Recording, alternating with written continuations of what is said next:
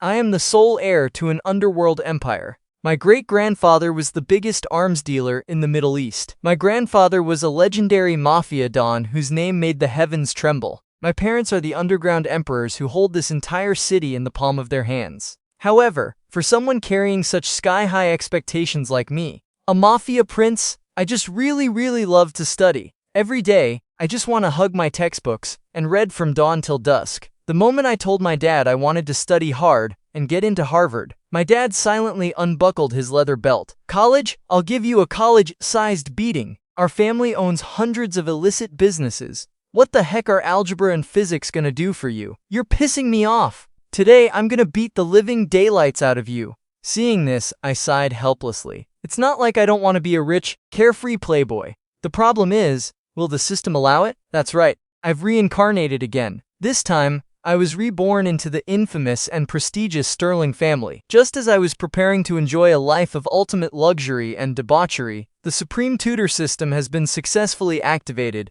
As long as the host studies hard and spreads positive energy, not only will you receive all sorts of rewards, but you can also increase your lifespan. Hearing this, I burst out laughing on the spot. With a family background like this, study my foot. In this life, I am absolutely going to be the ultimate bad boy. System, get lost. I ain't studying. Let's see what you can do about it. The very next second, a countdown panel appeared right before my eyes. Remaining lifespan, 3 minutes and 23 seconds. At that exact moment, I was lying comatose in the Sterling family mansion, my heart rate rapidly dropping. The heart monitors started beeping frantically like a techno DJ. Over a dozen top medical experts immediately panicked. The head of the Sterling family, Richard the Boss Sterling, stood nearby and roared, "Are you guys defusing a bomb or what? What the hell is happening to my son?" A doctor turned to him in despair. "Boss Sterling, the young master, I'm afraid he won't make it through the night." The father heard this and calmly nodded. "So you're saying,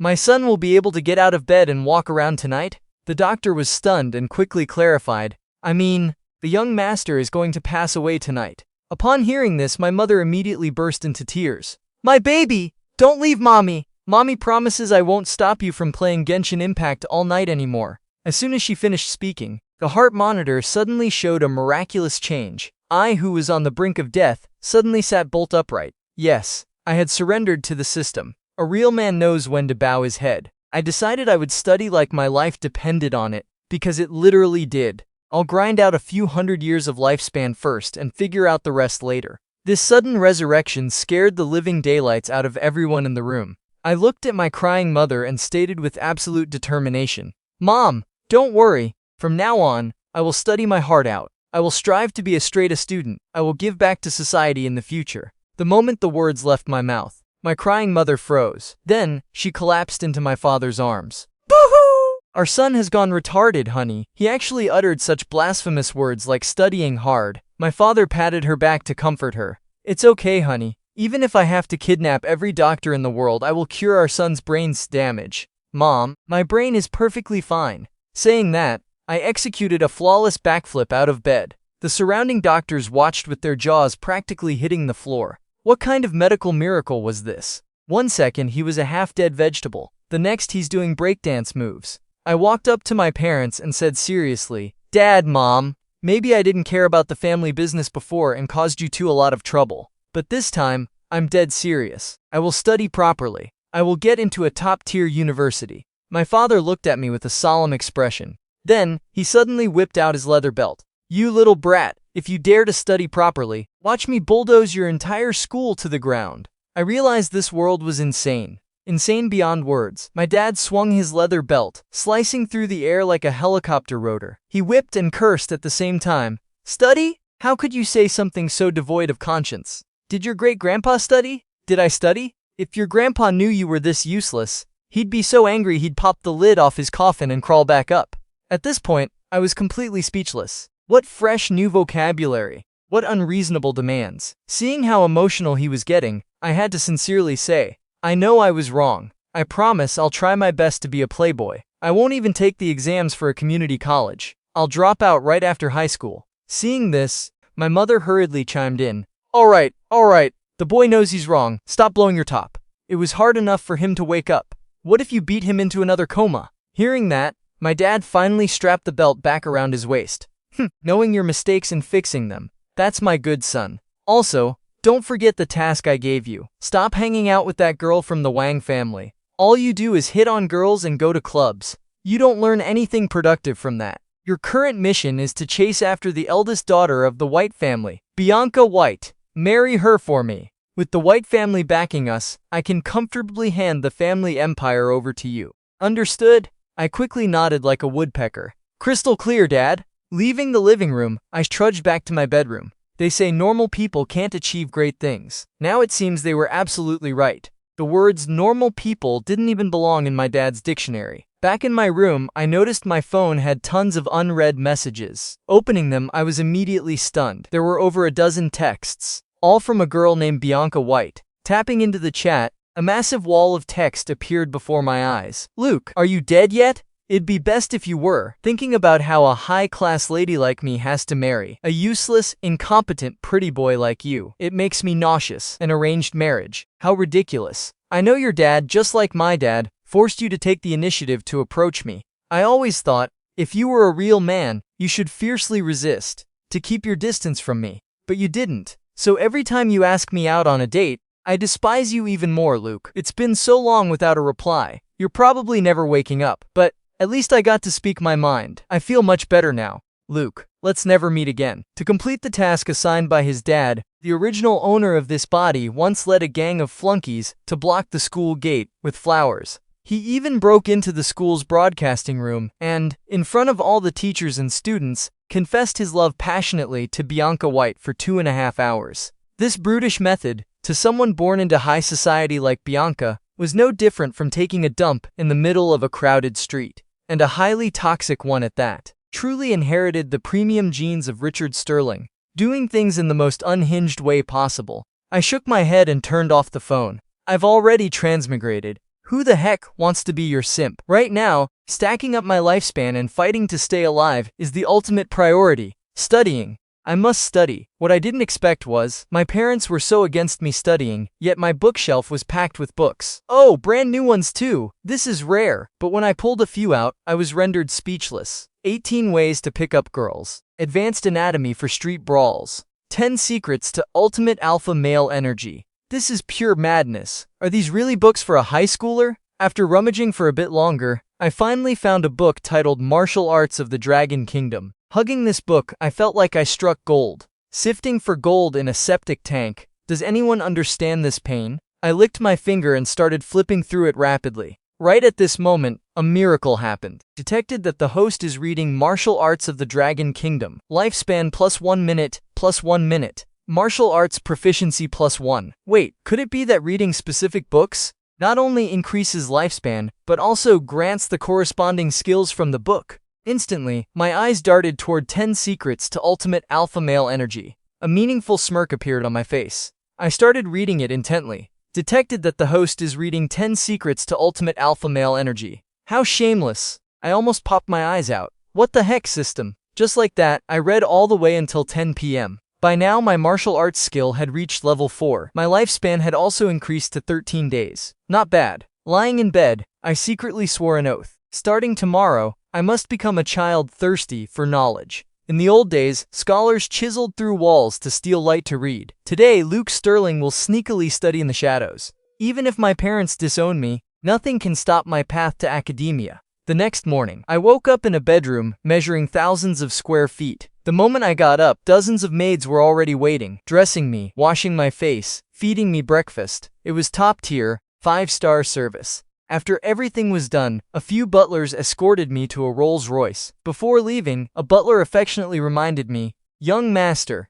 after arriving at school you must remember the master's instructions. Do not listen to the lectures, and absolutely do not study hard. The most urgent matter is to focus on dating. You must successfully woo Miss Bianca. Here we go again. Bye." I smiled bitterly and waved. 10 minutes later, the Rolls-Royce parked in front of the gates of Cloudsea City's 13th high school. This was the school with the absolute worst environment in the entire city. The teaching quality was mediocre, the school discipline was garbage, and bullies and delinquents ran rampant. Teachers and the principal just turned a blind eye. It was the kind of school where the teenage pregnancy rate was higher than the college acceptance rate. Some might wonder, why would a wealthy, high-status heir like me attend such a rundown school? Simple. My old man arranged it on purpose. He wanted me to grow up in this harsh environment so I'd gradually become just as unhinged and crazy as he is. And some might also wonder, why would someone with a prestigious background like Bianca White attend here? Same answer.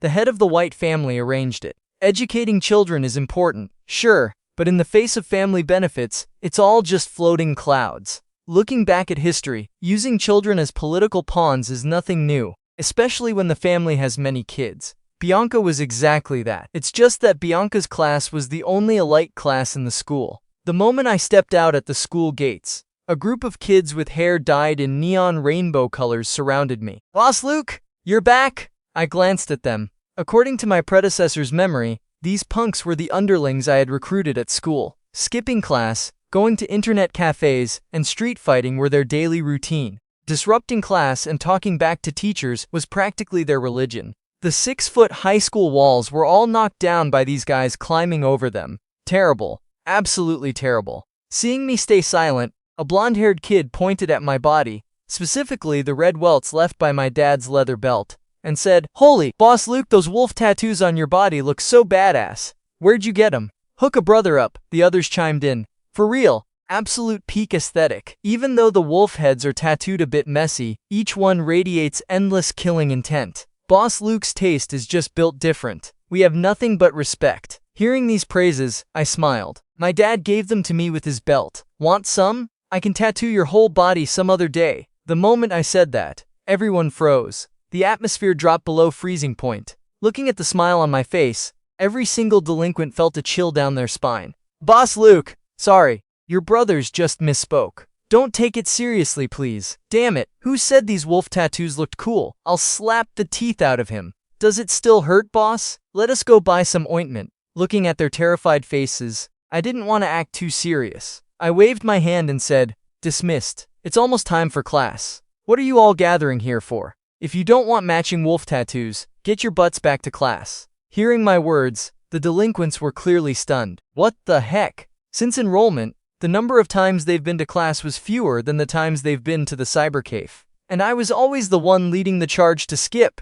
Did I take the wrong meds today? But the underlings didn't dare say much. None of them even dared to look back, as they frantically sprinted toward the classrooms. Arriving at my desk, I pulled out all the books from the drawer. Taking a look, oh wow! The semester was more than halfway over, and the textbooks were still mint condition. Anyone who didn't know better would think I just transferred here today. Looking at the books on the desk, my eyes sparkled. These are all precious artifacts to grind my lifespan. I must study. Just as I opened the math textbook, preparing to swim in the ocean of knowledge, suddenly a girl appeared by the window. Her appearance quickly drew the stares of all the boys in the class. "Holy crap, who's that girl? So pretty, what an aura." "Are you kidding me, bro? You don't even know Bianca White? The eldest daughter of the White family. Hasn't it always been Sluke seeking her out? Why are the roles reversed today?" Listening to the gossip, I looked up toward the window. At this moment, Bianca White was staring dagger at me. Her beautiful face was mixed with a cold, piercing glare. "Luke, what is the meaning of this?" Bianca asked with a highly unfriendly tone. "What kind of opening dialogue is this? I haven't even said a word. Coming right up to ask me what I mean. I should be the one asking what she means. Can I help you?" I asked casually. This time, it was Bianca's turn to be stunned. Yesterday she sent me a barrage of texts. Seeing I didn't reply, she assumed I was never waking up. Originally, she studied at school 13, because her family forced her to stay here to nurture feelings with me. Now that I was dead, she thought she could finally escape this prison and transfer to a good school to focus on the college entrance exams. But when Bianca went to process her transfer paperwork today, her family unexpectedly called, saying I had woken up. Just like that, her transfer plans went up in smoke. Thinking about how this man she despised was the reason she couldn't have a good studying environment, Bianca's heart was filled with resentment. "You woke up, so why didn't you reply to my messages? Do you know what it feels like to give someone hope, only to plunge them back into despair? Do you know how badly I want to escape this school? Why did you have to wake up? Since you clearly understand my true thoughts, I don't need to hide it anymore. Luke, you are just a hopeless, useless playboy. Someone like you will never amount to anything in the future. I, Bianca White, will absolutely never marry trash like you." "Luke, are you even listening to me?" Bianca fired off a machine gun rant, only to find that I was just keeping my head down, reading my book, treating her like thin air. Bianca frowned, certain I was putting on an act. If he actually reads a book, pigs will fly. After she finished, I paused, closed the book, and said with an impatient tone, "Move out of the light. You're interrupting my study session." The moment I said that, her eyes went wide. Her gorgeous face was written with pure disbelief. Good, Luke. You're really something. Playing this game with me, huh? Bianca's face flushed red with anger. Luke, I hope you keep this attitude forever. Don't ever appear in my world again. Goodbye. No, wait. Let's never meet again. Bianca spun on her heels and stormed off in a fury. I looked at her departing figure and shook my head slightly. Ridiculous.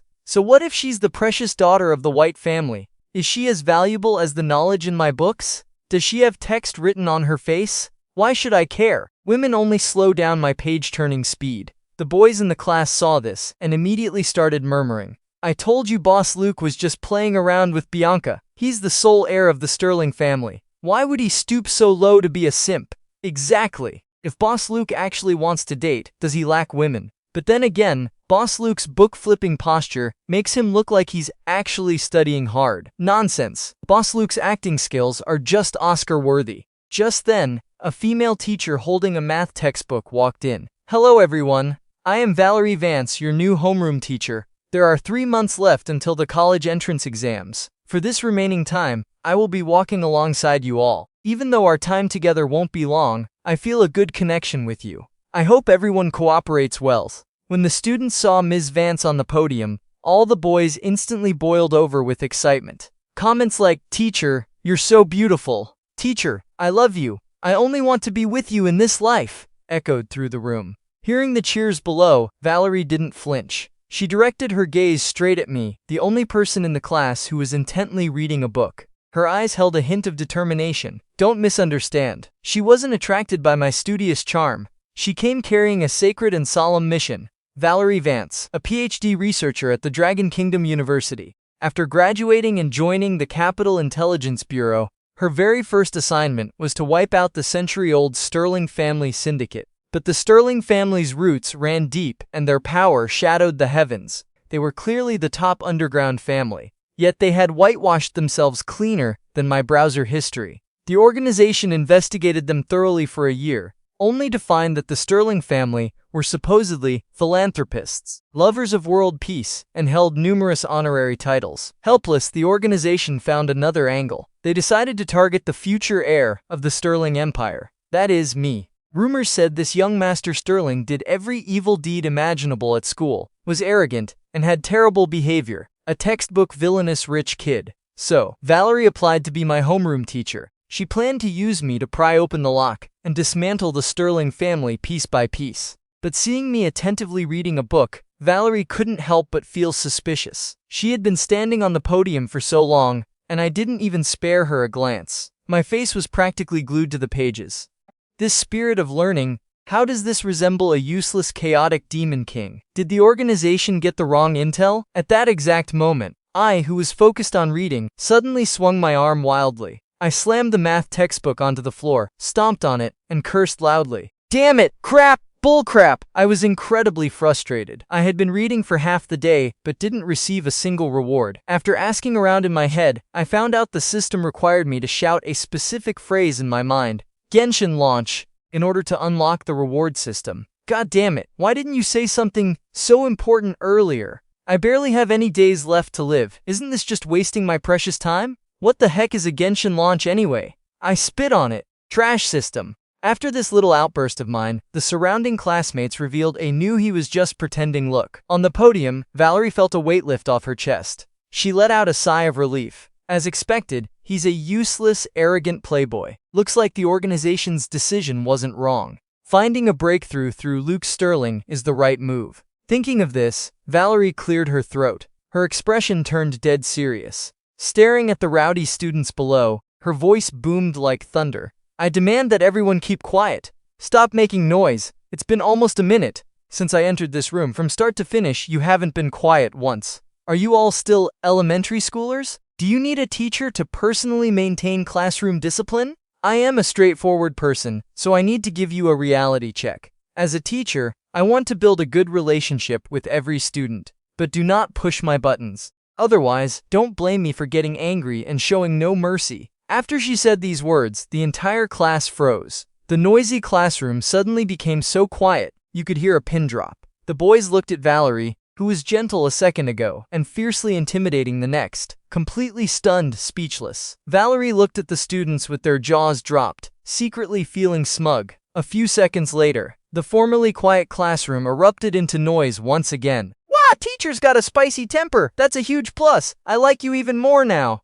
Teacher, how do you teach biology? I want to study human biology with you. Mrs. Vance, I usually zone out in class. What do you think I should do to stay focused? Mrs. Vance, just asking, are you this aggressive everywhere? Ha ha ha ha. Not only were the students not intimidated, they were even more excited, throwing out a barrage of borderline inappropriate questions. Valerie, who was just feeling smug, froze entirely upon hearing this barrage of questions. Are these normal students? Who asks these kinds of questions? Normally, she would have unleashed a flying elbow to teach them how to behave like human beings. But right now, she was a teacher educating students, a homeroom teacher, and someone bearing the heavy responsibility of taking down the Sterling family. Thinking of this, Valerie took deep breaths, steadying her emotions. A lack of patience in small matters wrecks great plans. However, the next few comments directly caused her to break down. Teacher's figure is really amazing. I wonder if it's all natural development. Do you even have to ask? It's definitely the hard work of her boyfriend. Ha ha ha ha! Hearing their conversation, Valerie completely snapped. The next second, she raised her right palm and chopped down forcefully onto the solid wood desk. With a resounding crack, the desk split clean into two halves. This sudden display of brute force caused the noisy classroom to instantly fall silent again. All the students looked at Valerie in horror, their faces written with absolute terror. Seeing the desired effect achieved, Valerie was very satisfied. She rubbed her slightly sore fist and smiled coldly. I ask everyone to keep quiet. Whoever dares to ask disrespectful questions again, don't blame me for not holding back. At this moment, a student tremblingly stood up. Teacher, Valerie smiled kindly. Yes, student, what would you like to say? The student looked terrified at first, but his speaking speed suddenly accelerated. Teacher, destroying public property is illegal. If you do that, the righteous principal will spank you with a ruler. Ha ha ha ha. Hearing this kid's statement, the whole class burst into laughter again. Several boys looked at Valerie with teasing eyes, as if picturing the scene of her getting disciplined by the principal. Valerie, looking at this crowd, completely panicked. What kind of mutant students are these? In her 20-something years of living, she had never encountered a situation like this. Outrageous. Absolutely outrageous. What should she do? Class, stop laughing! Valerie looked a bit flustered, but her reaction didn't successfully stop them. Instead, it emboldened them. In an instant, the mocking laughter in the classroom grew even louder. At this point, Valerie felt incredibly helpless. Sent here by the organization, yet she couldn't even handle a bunch of high school kids. How was she supposed to complete the mission like this? It's too hard. Just as Valerie was at her wit's end, a sharp, commanding voice rang out. All of you, shut your mouths! When this voice echoed, the rowdy classroom instantly went dead silent. The classmates who were just laughing out loud now lowered their heads,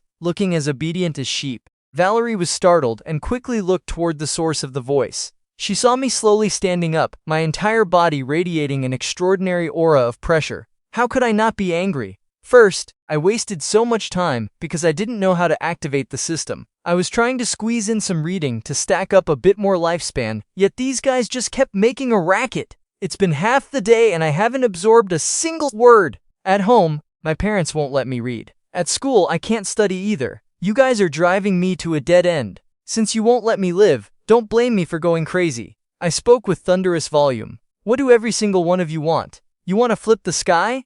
Schools are built for you to study, not for you to come here and joke around. The state spends massive amounts of money every year to provide a good educational environment, giving you free schooling. And what do? You don't cherish it. You slack off all day, wasting national resources. Do you know how many kids in rural areas want to go to school, but don't have the chance? If you don't want to study, then get the hell out and leave the opportunity for those who need it. Do any of you deserve this school? Do you deserve the country? Do you deserve the parents who raised you? As the youth, we should study hard, acquire knowledge, and contribute to the great revival of our nation. not be the maggots ruining the whole pot of soup. Let me put it straight. Whoever dares to make noise and affect others studying, don't blame me for showing no mercy. After I finished my speech, I sat back heavily and immersed myself back into the joyful ocean of knowledge. The kids at the neighboring desks were suffocated by this immense aura. Did Boss Luke take the wrong meds today? Normally he's the one leading the riots. Yeah, what's wrong with him today? Shut up. If Boss Luke hears us, we're all dead, the boys whispered to each other. Meanwhile, on the podium, Valerie recalled the words I just said, standing frozen in place. Well said, that was beautifully said. What kind of ideology is this? What kind of profound enlightenment? This kind of ambition, prioritizing the nation, this is exactly the model youth of the new era. But wait, thinking carefully, isn't he the sole heir of the Sterling family? The future successor of the Sterling Empire? You call this coming from a humble background? What kind of ruined rich kid says things like this? Valerie frowned. Could my mission have been exposed? Is he deliberately putting on an act in front of me? Looks like I need to find a chance to report this to my superiors. Student, your speech was excellent. I hope the whole class can learn from you. Also, my attitude earlier wasn't very good. I hope you all can forgive me. Alright, now let's start the lesson. At this moment, a system notification chimed in my head. You have successfully spread positive energy. Your actions have influenced a total of 50 people. Reward, lifespan plus 5 hours. Reward, 1 mystery gift box. I paused my reading. Holy cow! So spreading positive energy can also increase lifespan? And there's a mystery gift too. Looks like I need to make time to help old ladies cross the street from now on. I must become a youth overflowing with positive vibes. Open the mystery gift box, I commanded internally. Successfully opened, received mystery reward, the elixir of perfection. Seeing this bottle of water, I immediately clicked use. The next second, a warm current flowed into my body. Instantly, I felt my lungs clear up and my kidneys recharge. My originally handsome face became even more flawlessly sculpted. The previous owner of this body smoked and drank constantly, riddled with minor ailments at such a young age. Now, not only was I completely cured, but my overall aura was significantly elevated.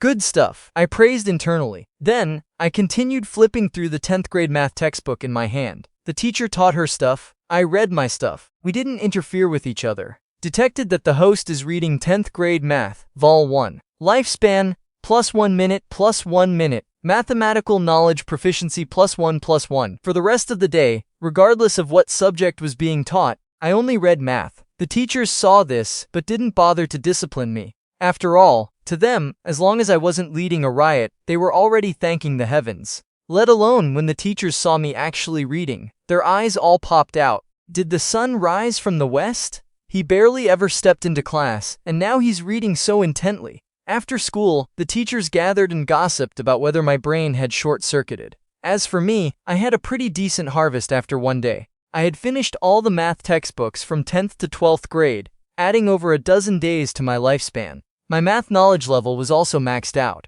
Looking at my remaining lifespan of nearly 30 days, I whistled a tune and happily walked toward the school gate. Awesome! Earned a few more days to live, huh? Just as I reached the school gate, I suddenly noticed, not far away, a female student clutching her backpack stood trembling in place. Surrounding her were several punks with hair dyed in all shades of the rainbow. The group looked at the girl with lecherous, sleazy expressions, occasionally whistling and teasing her. It was extremely an eyesore. Hey little sis, just say yes. Come watch a movie with me. I heard there's a new action movie out. Super intense. Clothes flying everywhere. As long as you agree, I guarantee no one in School 13 will ever dare to bully you, a green-haired punk stated confidently. 2 lackeys beside him hyped him up. For real, don't look down on our boss just because he's a freshman. He's got several senior bosses backing him. One of them is even a blood brother of the Sterling family's young master. What are you waiting for? If it were me, I'd have put on black stockings and gone to the movies with him ages ago. Screw black stockings. White stockings are the best in the world. Black stockings, white stockings, wearing nothing is the best. Ha ha ha. The punks laughed lewdly with their vulgar comments. The girl's face was flushed red to her ears. She gripped her backpack straps tightly, nervously saying, I'm sorry, I'm not free. Please don't look for me anymore. Hearing this, the punk's expressions instantly changed. One of them raised his hand, aiming to slap the girl across the face. Giving you face and you don't know how to appreciate it? The girl backed away in terror. Uncontrollably, tears streamed down her delicate cheeks. Crying, she kept bowing her head and begging, "I'm really sorry. My mom is in the hospital. I still have to go to my part-time job. Please let me go." Because I had been busy reading, I left school a bit late, so the school gates were practically deserted. Under these circumstances, the punks grew even bolder. They didn't care about the girl's pleas. Instead, they smiled wickedly and closed in on her step by step. At the school gates, inside a Volvo, Valerie Vance, who had just gotten off work, was about to drive away when she saw this scene through her rearview mirror. Because the distance wasn't far, she heard their conversation loud and clear. "These uneducated scumbags, I'm going to teach you a lesson today." Looking at these punks reminded her of the male students in her class earlier that day. Valerie's fiery temper instantly flared up. She changed into a pair of flat shoes, pushed the car door open, and was about to step out. But right at that moment, "What are you guys doing? Mind if I join the fun?" Hearing the voice, Valerie looked toward the source. She saw me, holding my backpack, standing behind the punks with a smirk on my face. Valerie secretly rejoiced. Luke Sterling finally showing his true colors. "Huh? Weren't you acting so righteous during the day, talking about contributing to the nation? School just ended and the mask slips off. You even want to join them." Thinking this, Valerie immediately opened her camera app and hit record, planning to document everything to submit to the organization. The punks turned around to look at me, their eyes full of disdain. If they were senior delinquents, they would have already been bowing, scraping, and offering me a cigarette. But these kids had just recently enrolled in School 13 as freshmen. They had only heard my name but never seen my face. The green-haired punk spat on the ground and cursed, "Where the hell did you come from? Screw off to the side. Don't ruin my mood." The girl's eyes lit up as if seeing a savior, but then immediately dimmed. She didn't want someone else to get dragged into this mess because of her. "Classmate, please go. This doesn't concern you," the girl said with red eyes. "You hear that? My girlfriend told you to get lost," the green-haired punk sneered. Saying that, the punks turned back around with wicked grins, approaching the girl again. Suddenly, an empty soda can flew straight at his head. Smack! The can traced a perfect parabola and hit the green-haired punk dead on the skull. The punk clutched his head in pain and screamed. Turning around, he saw me dusting off my hands with a smug look. "Oops, slipped." This time, the punks completely snapped. "You wanna die?" The three punks charged straight at me like wild dogs. Valerie, secretly filming in her car, was stunned. "Wait, that's not right. Wasn't Luke trying to join them? Looks like he's actually fighting them." Her student was getting ganged up on.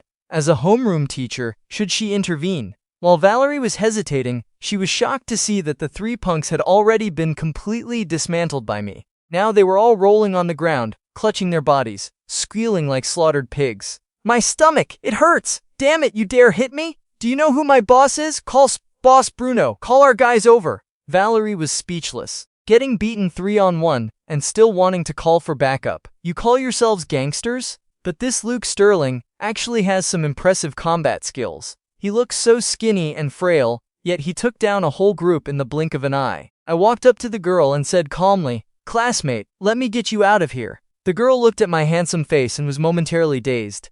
"Thank you," she stammered, her voice soft and gentle. "Don't mention it." Saying that, the girl and I turned to leave. Right at that moment, the three punks on the ground struggled to get up. "You bastard, stay right there. Think you can just hit us and run? Stop." Seeing me ignore him, the blonde-haired punk immediately spouted a vicious threat. "If you dare to leave today, I'll throw that bitch's crippled mother down a well." Hearing that, I froze. Then I turned my head looking at the thugs with absolute contempt. "Call your guys," I uttered coldly. I stood rooted to the spot, not moving an inch. Valerie, sitting in the car, found this highly intriguing. This future heir of the Sterling family is quite interesting. Beats people up and doesn't run, even waits for the enemy to call backup. "All right then." Muttering to herself, Valerie pulled out her phone to call the police. Are you kidding me? What if the other side calls over a dozen guys later? Wouldn't Luke get beaten to a pulp?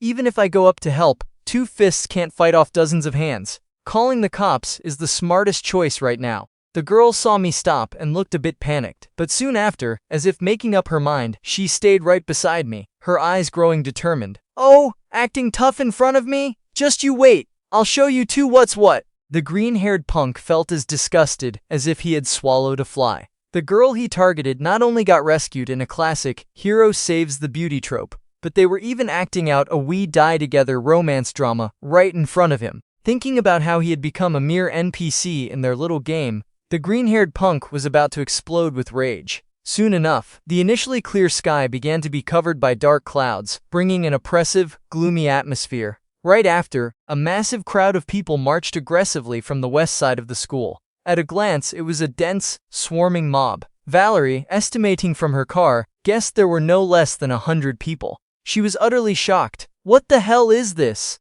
Is this still our country? Has School 13 not been liberated yet? It's the 21st century. Why are there still relics from the past era? Are they filming a mafia movie? She felt incredibly lucky that she had called the cops. Otherwise, Luke would definitely be mashed into meat paste. Ha ha ha, my boss is here! You're dead meat! The green-haired punk excitedly threatened, then happily ran with his 2 lackeys to welcome them. Boss Bruno, you're finally here! That's the brat who hit me! Bruno followed the punk's pointing finger. He found the figure's back somewhat familiar, but didn't say much. Instead, slap, slap, slap! He gifted each of them a resounding backhand. The 3 kids were slapped so hard their faces swelled up instantly. The green-haired punk clutched his swollen face and asked aggrievedly, Boss Bruno, why did you hit me? Bruno pointed at them and scolded furiously, Damn it! You guys got beaten into this pathetic state by just one guy, and you dare call yourselves Bruno's men? Saying that, he waved his hand, his voice full of bravado.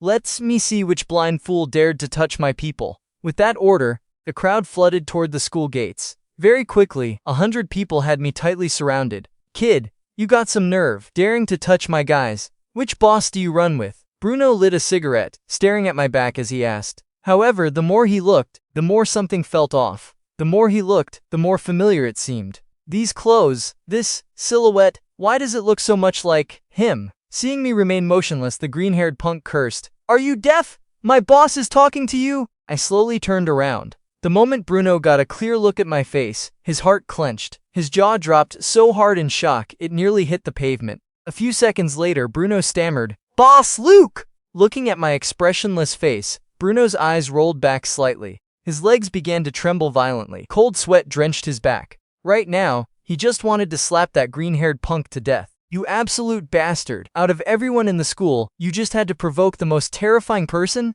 Isn't this digging a grave for both of us? Boss Luke, why is it you?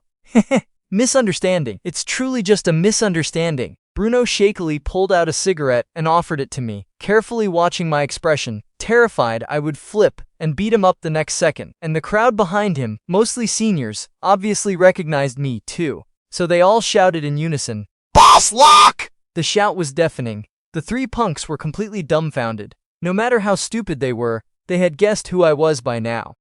Luke! The green-haired punk sweated profusely, stammering for ages without finishing a sentence. Bruno directly slapped him again. Are you blind? Do you have eyes on your backside? Do you just provoke anyone? If you want to die, don't drag me down with you. The next second, all 3 punks threw themselves in front of me, bowing their heads in apology. Boss Luke, we had eyes but couldn't see. We failed to recognize Mount Tai. Please be magnanimous, and don't hold it against us. Boss Luke, we're so sorry. We didn't know it was you. Otherwise, we wouldn't have dared to offend you, even if you beat us to death. Boss Luke, we know we were wrong. Please forgive us. Their previous arrogance vanished completely, replaced by an extremely sincere attitude. Bruno and the crowd of seniors stood silently watching. No one dared to speak up to plead for them. The girl standing next to me stared blankly at me, incredibly shocked internally. Is he the legendary young Master Sterling? But he doesn't seem as evil as the rumors say. I spoke coldly, bullying a female classmate in broad daylight,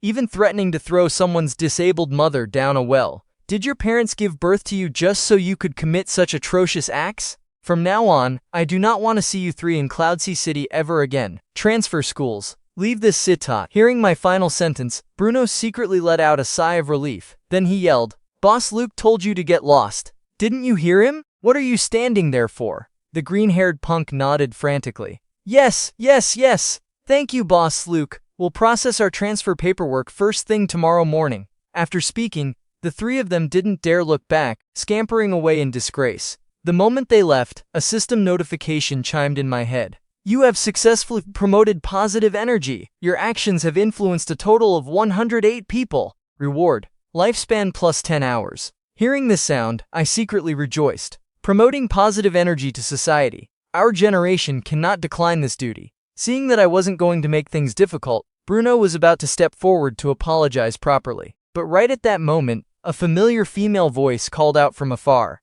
"Luke, are you bullying people again?" When this sentence was spoken, everyone looked toward the source of the sound. It was Bianca White, wearing her backpack, walking out of the school. She marched straight up to me and said coldly, "What's wrong? Can't keep up the act anymore? Weren't you trying to be a model student during the day?" The incident in the morning had left Bianca fuming. Now catching me bullying someone, she naturally wasn't going to pass up the chance to lecture me. "Luke, do you only know how to bully the weak and act arrogant? Don't you find yourself pathetic? Someone like you actually wants to be my boyfriend? Let me tell you, there will never be a possibility between us," Bianca said, through gritted teeth. Getting that off her chest made her feel much better. Seeing this, Bruno hurriedly stepped forward to explain, "Sister-in-law, please don't misunderstand. Boss Luke wasn't bullying anyone." Before he could finish, I cut him off immediately. "Shut up!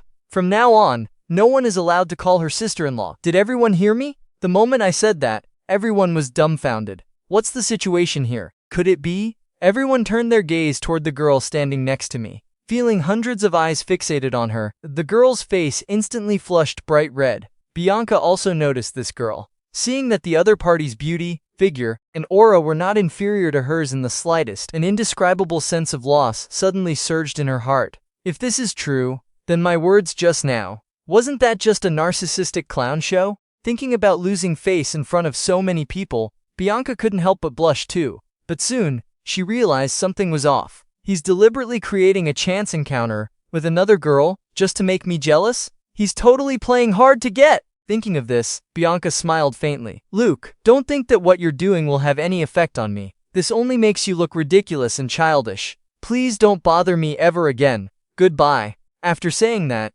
Bianca walked away without looking back. Everyone sank into silence. Such absolute and ruthless words. Even though Bianca had always rejected me before, she had never shown such a resolute attitude. "Boss Luke!" Bruno was about to step up and offer some comforting words, but he saw me wearing an expression of complete indifference. I even shook my head, cursing in the direction Bianca left. Psycho. After Bianca was gone, the girl next to me spoke up, sounding a bit anxious. "Classmate, thank you so much for saving me today. My name is Lily Jones. I will definitely repay you in the future." "Repay me?" I waved my hand nonchalantly. "No need to thank me. I do good deeds without ever leaving my name." Everyone was speechless. "Do we even need you to leave a name?" 100 people just shouted "Boss Luke" in unison. As long as their brain has at least one wrinkle, who wouldn't know you're Luke Sterling? "Boss Luke." Bruno leaned in close, his face full of remorse. "Boss Luke, it's all my fault today. I was blind when recruiting underlings. Please punish me. I will absolutely not utter a single complaint." I looked at Bruno and the crowd of delinquents behind him.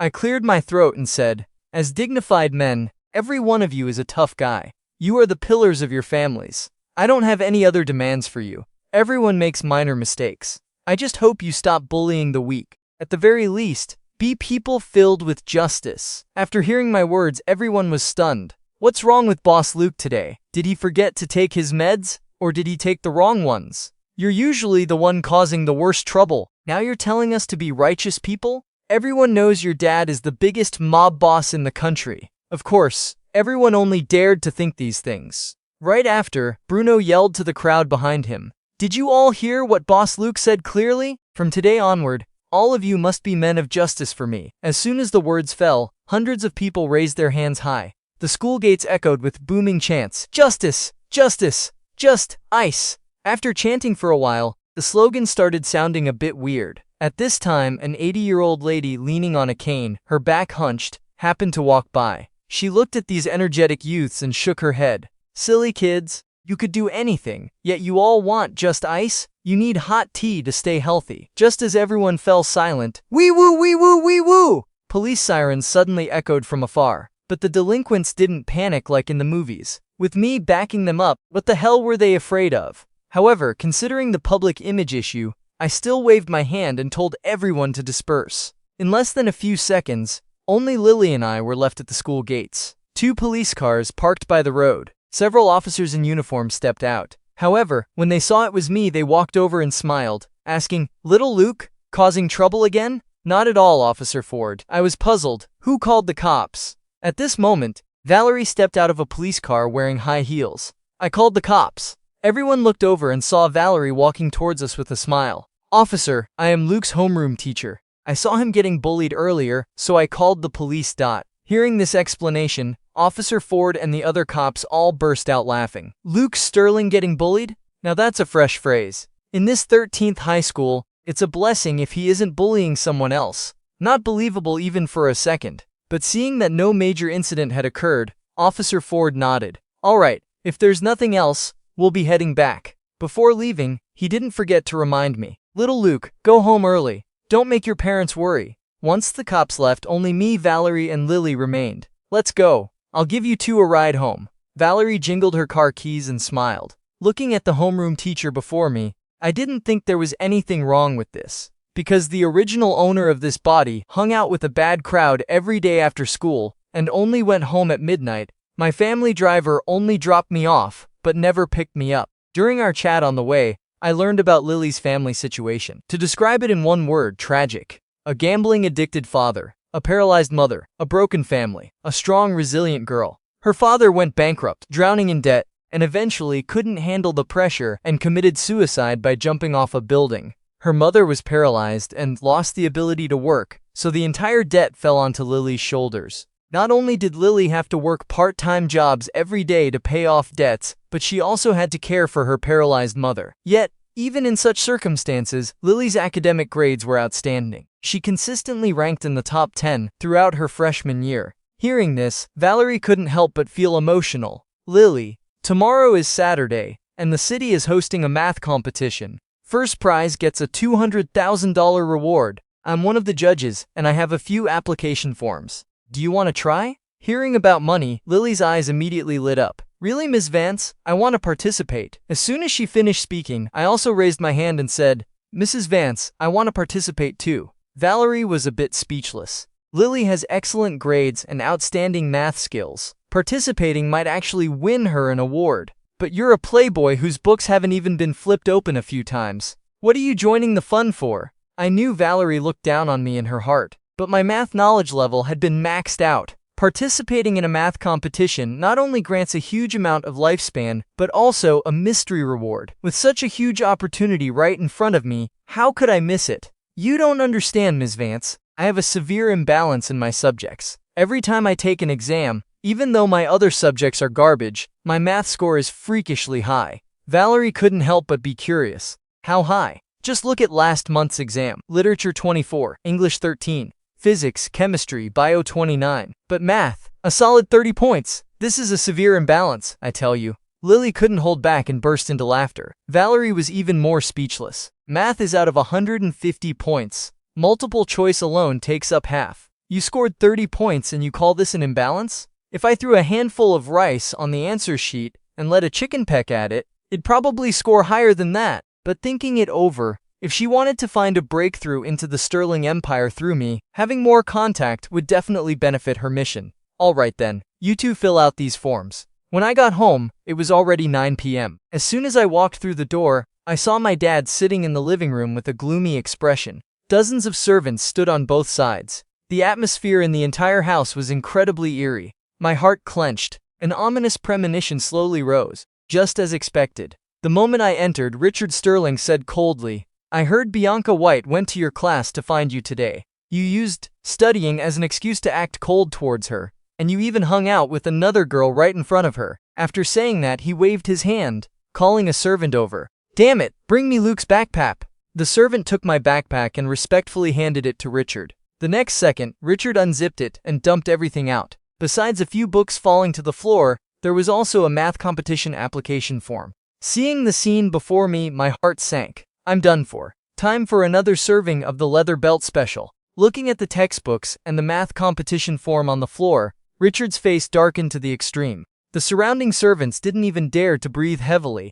They secretly sighed in their hearts. The young master really knows how to cause trouble. The boss explicitly told him not to study hard, not to strive for excellence. His main mission is to date properly and pursue the White family's daughter. Yet the young master used studying to cold shoulder Bianca. This action violated both taboos at once. At this point, I was already mentally prepared for a beating. I dropped to my knees. I was wrong. Go ahead and hit me, Dad. However, the scene that unfolded next left everyone completely flabbergasted. Inside the Sterling family mansion, Richard's gloomy face suddenly brightened. He laughed out loud while helping me up. Ha ha ha! As expected of my son, truly smart enough. I stood up, my face full of confusion. What is going on? Richard leisurely lit a cigar, his face beaming with pride. The playing hard to get tactic is brilliant. You know, back in the day your dad also used this trick to woo your mom. I chased your mom miserably for 3 years. She had feelings for me too, but she just wouldn't cross the final line.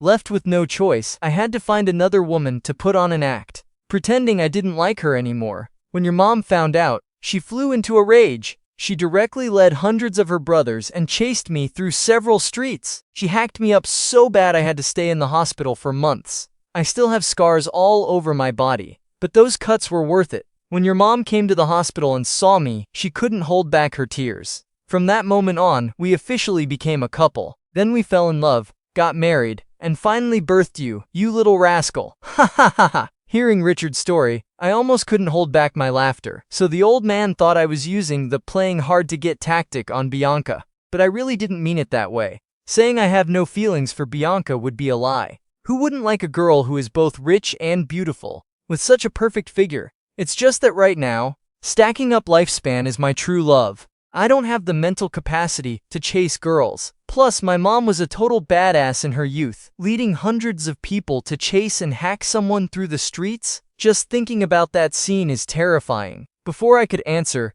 Richard picked up the math competition form. He took a deep drag of his cigar, his face incredibly satisfied. I heard from the White family that Bianca will also participate in this math competition tomorrow. That's the spirit. Chasing women requires using your brain. You can't just chase them at school. You have to slowly move it outside of school. That way you can deepen your feelings. Alright, go take a shower. Remember to dress handsomely tomorrow. Put on a good show! After saying these words, Richard put out his cigar and slowly left the living room. I could only scratch my head helplessly. No wonder Dad wasn't angry when he saw the application form. So Bianca is also participating tomorrow. Talk about enemies on a narrow path. But then again, thank goodness she signed up too. Otherwise, I wouldn't have escaped a beating today. If the old man knew I was actually studying hard to improve myself, it would definitely be another storm of fury. Returning to my bedroom, I shouted, "Genshin, launch!" in my mind, then picked up Martial Arts of the Dragon Kingdom and continued reading. The incident at the school gates this evening made me realize the importance of martial prowess. If I hadn't stayed up all night grinding my martial arts to level 4,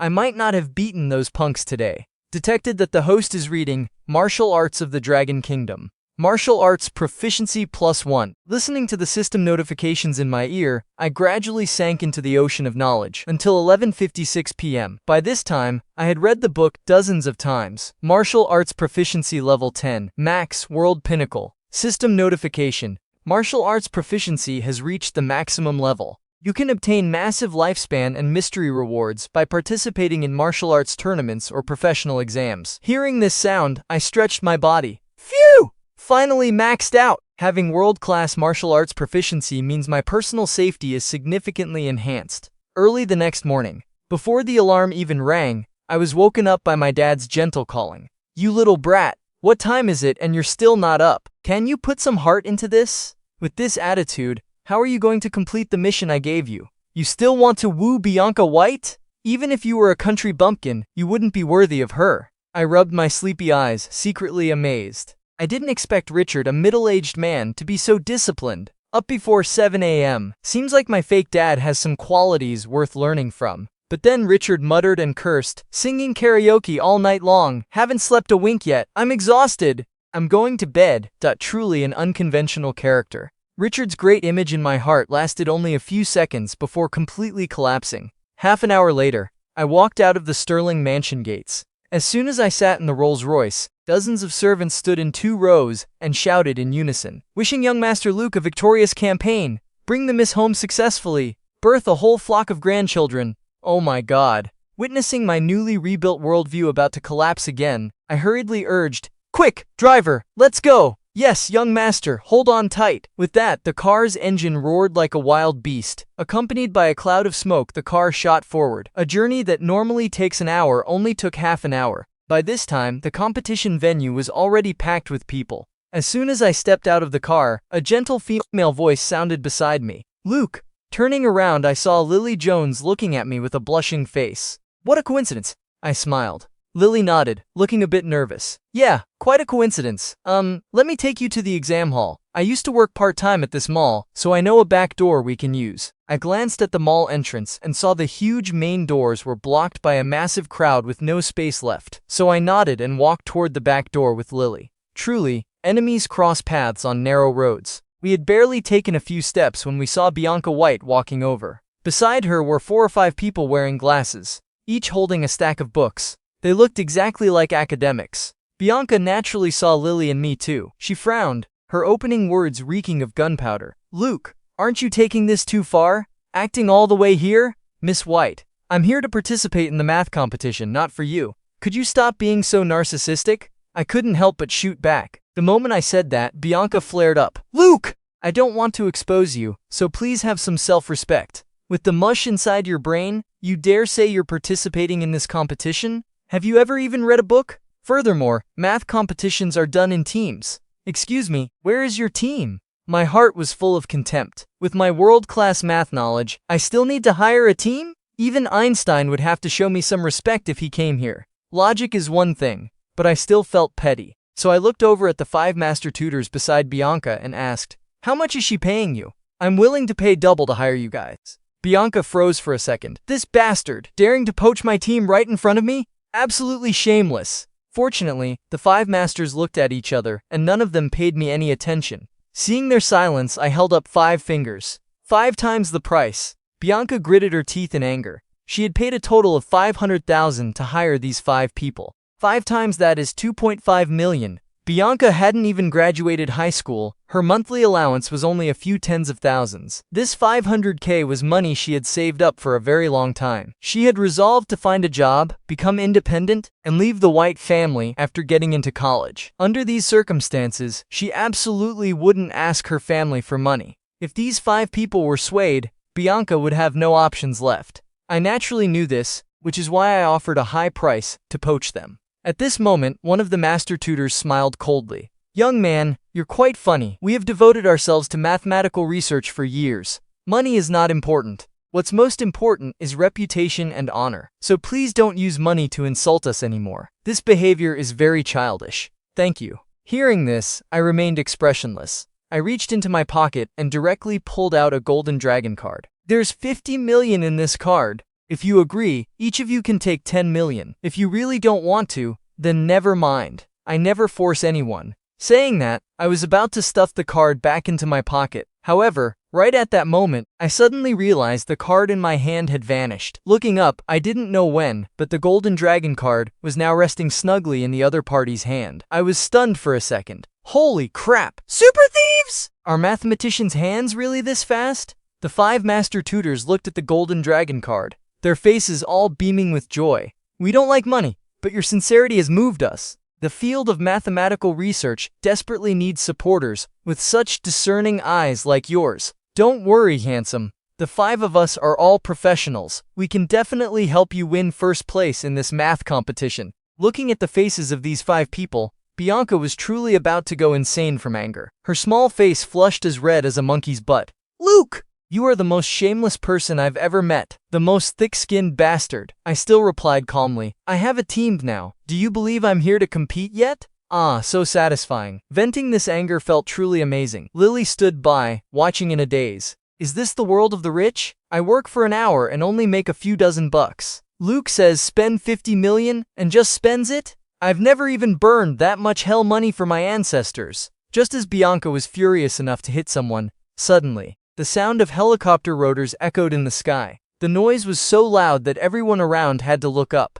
They saw a helicopter circling a few times in the sky above the mall, then slowly landing on a nearby lawn. When the cabin door opened, a young man with an extraordinary aura stepped out. Bianca! The man shouted towards me, then sprinted straight over. Hearing this voice, Bianca took a closer look and immediately revealed a look of overwhelming joy. Brody? The two met and immediately chatted enthusiastically like old friends who hadn't seen each other in years. Brody, aren't you studying at the Capitol? Why did you run all the way here? Is that even a question? I heard you were participating in a math comp, so I took a helicopter and flew through the night to get here. Saying that, Brody patted his chest. Don't worry. With me here, grabbing first place in these kinds of competitions is a piece of cake. Bianca said emotionally. Thank you, Brody. I still remember when we were kids, whenever there was a math problem I couldn't solve, you always taught me. Brody said smugly. Of course. I taught you then, I teach you now, and I'll still teach you in the future. I looked at this man, finding him somewhat familiar,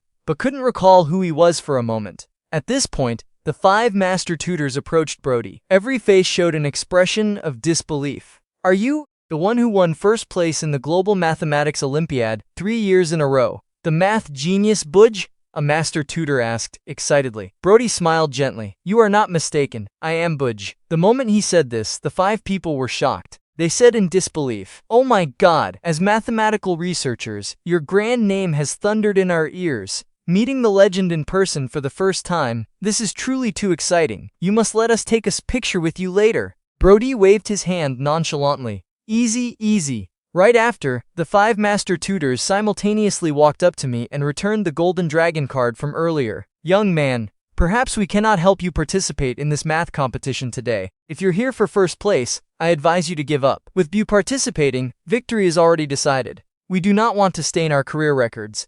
Hearing this, I casually took the card back. Originally I was going to spend some money to vent my anger. Now this is great. Saved 50 million instantly. To me, having these 5 master tutors or not makes no difference. I can still take first place anyway. Not because I desperately want the championship, but I figured the higher the ranking in the competition, the richer the system rewards will be. This is a great chance to increase lifespan. Who knows, I might even get a mystery reward like the elixir of perfection again. Bianca, who is this? Brody pointed at me, his tone full of disdain. He had been circling in the helicopter just to find Bianca's silhouette. But when he saw Bianca standing with a handsome man, jealousy instantly surged in his heart. To maintain his image in front of Bianca, he didn't immediately express his dissatisfaction. But now the opportunity had arrived. Him? Irrelevant, Bianca said somewhat smugly, deliberately finding a girl to appear in front of me, and even spending a fortune to poach the tutors I hired. In Bianca's heart, my playing hard to get trick had now been completely exposed. But Brody wouldn't let it go. Oh my sweet Bianca, just introduce him a bit. I also want to get to know the people around you. Hearing this, Bianca reluctantly introduced me. He is Luke Sterling, the future heir of the Sterling Empire. The moment those words were spoken, Brody's heart sank. He said with hostility, so he's that useless, incompetent playboy who's always trailing after my Bianca? Having a prominent background and high status on the outside, but inside just a reckless thug. Having some money but zero class. Don't think you're great just because you have some cash. In this world, money can't buy everything. For example, first place in this competition. And for example, Bianca's heart! Brody sneered, his mockery crystal clear on his face. However, I wasn't angry at all. At this moment, I finally remembered who this Brody guy in front of me resembled. You're Brody! I know you! Your reputation on the internet is legendary. I gave a thumbs up and said. Hearing this, Brody instantly became incredibly smug. I didn't expect a thug who never studies like you to have heard of my reputation. I immediately opened my phone and played a video. The masterpiece that made you famous nationwide back then. How could I not know it? Brody looked disdainful, but out of curiosity, he leaned in closer to watch. In the video, a man looking extremely identical to him, with a third eye tattooed on his forehead, was squatting next to a mud puddle that looked suspiciously like a cow pie. The next second, the man in the video shouted loudly, "Oligay, let's feast, brothers." Right after, he plunged his hand in, accompanied by the sound of gagging. Brody froze. Then his face turned as pale as a ghost, shifting between green and purple. His whole body trembled with anger. The next second, he spat out a string of curses, cursing up a storm. Brody? Bianca couldn't believe it. Why would the usually gentle Brody in her heart suddenly spew such vulgarities? She also directed her gaze at the video on the phone. But after seeing the content, Bianca immediately covered her mouth, looking nauseated. Right after, the way she looked at Brody began to become complicated. Feeling the change in Bianca, Brody suppressed the anger in his heart and hastily explained, Bianca, believe me, the man in the video is absolutely not me. It's just a look-alike. How could Bianca not know that? But even so, recalling the content in the video, and combining it with Brody's appearance and that person's, the resemblance was 99%. Her heart was more or less affected, Brody, let's hurry into the exam hall. Don't bother with this uncultured person, Bianca calmed down and said. After Brody collected himself, he pointed at me and cursed. I hope you really came to compete. Wait until we get into the exam hall. I will show you the gap between humans. You stinking sewer rat! You idiot. Saying that, he and Bianca stormed off in a huff. Watching them run away like fleeing refugees, I laughed out loud. This bro's appearance is truly born for comedy. I turned to Lily and said, let's go in too. The competition is about to start. Lily nodded, but her pure face was now full of anxiety. I couldn't help but ask, it seems you have something on your mind? Lily didn't hide it and poured her heart out. At first, I was going to try my best, maybe win first place to help my family. But that BG guy is really amazing. Not only did he win first place in global math competitions 3 years in a row, but before that, his hands were tired from receiving all sorts of big and small math awards. World-renowned universities are all fighting to recruit him directly. So I was thinking, first place is probably out of the question this time. But getting second place is good too. Anyway, it's easier than working part-time. Lily smiled, comforting herself. I nodded. Second place also has prize money. But compared to first place, it's less than half. I knew that for a strong, resilient girl like Lily, directly giving her money was no different from insulting her. So I spoke up. How about this? You team up with me, and I'll take you to get first place. Hearing this, Lily looked up at me, blushing as she said, Luke, actually I really admire your personality. Sometimes I wonder, if I had even half of your blind confidence, how great that would be. You couldn't blame Lily for saying that. After all, the previous owner of this body was a famous playboy in school, who never even glanced at books. Despite that, Lily still agreed to team up with me. At this point, there were only 25 minutes left until the competition started. The hall was already packed with people. According to the rules, Lily and I needed to go get a free team number tag. When we arrived at the registration desk, we saw Valerie sitting there. The 2 male judges beside her were staring at her, completely mesmerized. Lily stepped forward politely and said, Mrs. Vance, we're here to get our team number tag. Valerie looked up at Lily, then glanced at me, asking in surprise, you two are teaming up? I nodded. Yes, Ms. Vance. Valerie looked deep in thought, then warned, Luke, you know very well about Lily's family situation. Don't drag her down during the competition later. I made an okay gesture. Don't worry. After quickly finishing the procedures, Valerie handed us a highly high-tech electronic tag. It clearly displayed the number 91.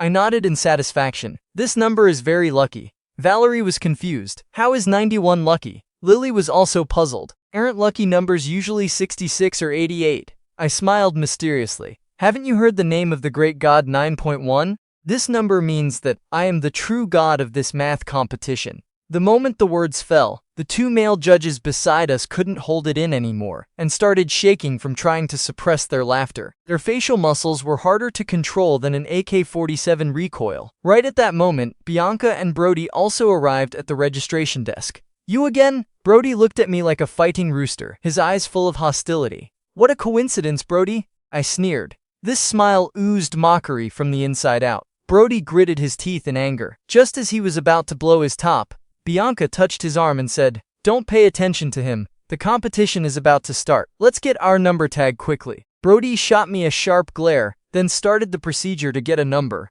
When he got the number tag in his hand, he took a look. Number 92. He looked at my tag. Number 91. Talk about enemies on a narrow path. Looks like destiny has arranged a battle today. Brody watched Lily and me walk away, saying coldly, Kid, today I will show you what despair tastes like. Just then, I suddenly turned my head back. I raised my hand and cheered, Do your best. Oligay brings you strength. Hearing that, Brody's face turned pale. Damn it. The competition was about to start. Lily and I held our number tag and found our table. Right next to us were Bianca and Brody. At this moment, a middle-aged man at the team table in front of us tightened his jacket and said shakily, It's the middle of summer. Why does my back feel a chill down my spine? Turning around, he saw Brody from Team 92 glaring at me with eyes full of killing intent. It's just a competition. Do you have to be so hateful? The middle-aged man said bluntly. Hearing this, Brody's anger, which had just subsided, flared up again, his face turning red. The clock struck 10 a.m. The competition officially began. Thousands of spectators around cheered wildly. At the same time, this competition was being broadcast live on major national platforms in real time.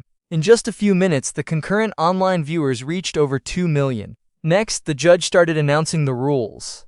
Valerie held the microphone with her slender hands and said, "This exam consists of 10 questions. The total time limit is 8 hours. We will use a buzzer system to calculate points. The questions will be displayed on the large screen one by one for the competing teams. If any team figures out the answer, please press the buzzer immediately. Your number tag will turn green. 3 judges will then verify if the answer is correct. The team that answers correctly and fastest will receive 10 points. At the same time, that question will be closed, and the screen will automatically switch to the next question. When all 10 questions are solved, or the time runs out, the team with the highest score will win the first prize of $200,000. I declare, the competition begins." With Valerie's explanation, the large screen flashed. The first math question appeared. According to the rules, the difficulty of the questions was arranged from lowest to highest, so the first question was the easiest. But since it's a competition after all, even an easy question required a massive amount of calculation.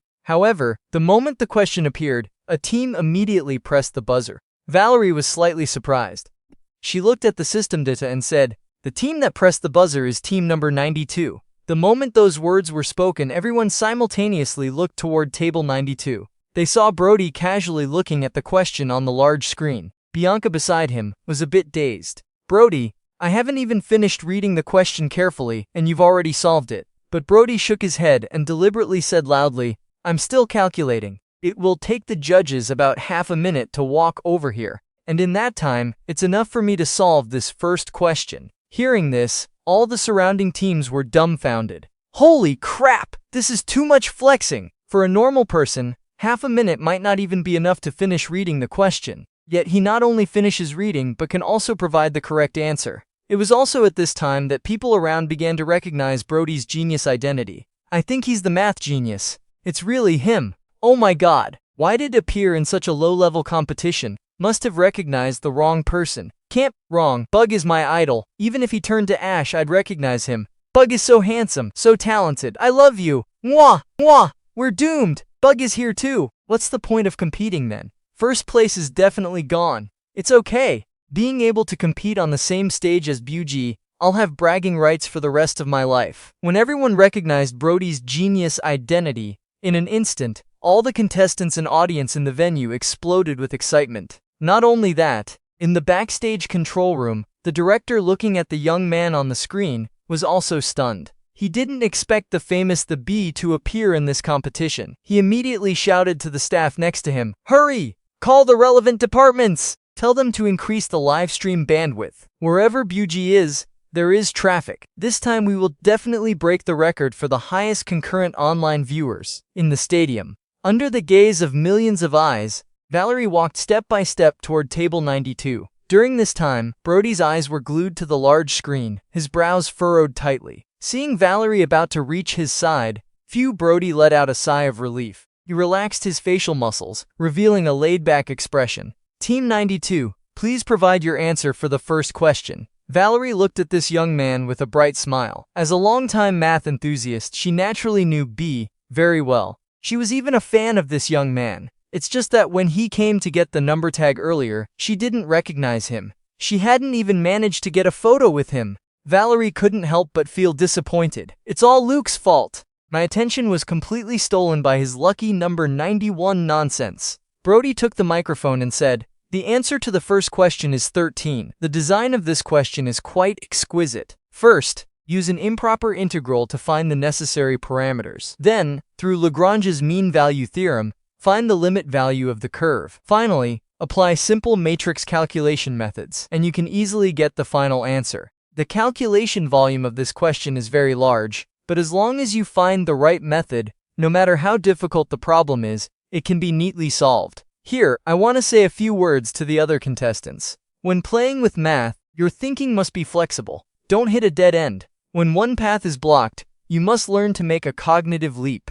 Look at the problem from a different angle. He was only supposed to give the answer, yet he directly gave a lecture on the spot. If it were anyone else showing off like this, they would definitely be cursed at until they couldn't show their face. But Brody wasn't cursed at, simply because his reputation was too illustrious. All praises. The title of Buji was truly too resounding. Valerie smiled, taking the microphone back and saying, "Congratulations to Team 92 for providing the correct answer. securing the first question, earning 10 points. Saying that, Valerie added a compliment, as expected of Bug. Hearing this praise, the atmosphere at the venue instantly reached its peak. Brody heard the cheers around him, his face showing an unconcealable smile. He turned his head and shot me a glance, a gaze full of contempt and disdain. His expression seemed to say, "See that? This is my true power. What do you have to compare with me?" I looked completely unbothered. This Brody guy has fast hands. I hadn't even reacted and he already hit the buzzer. Since you love showing off so much, don't blame me for outshining you later.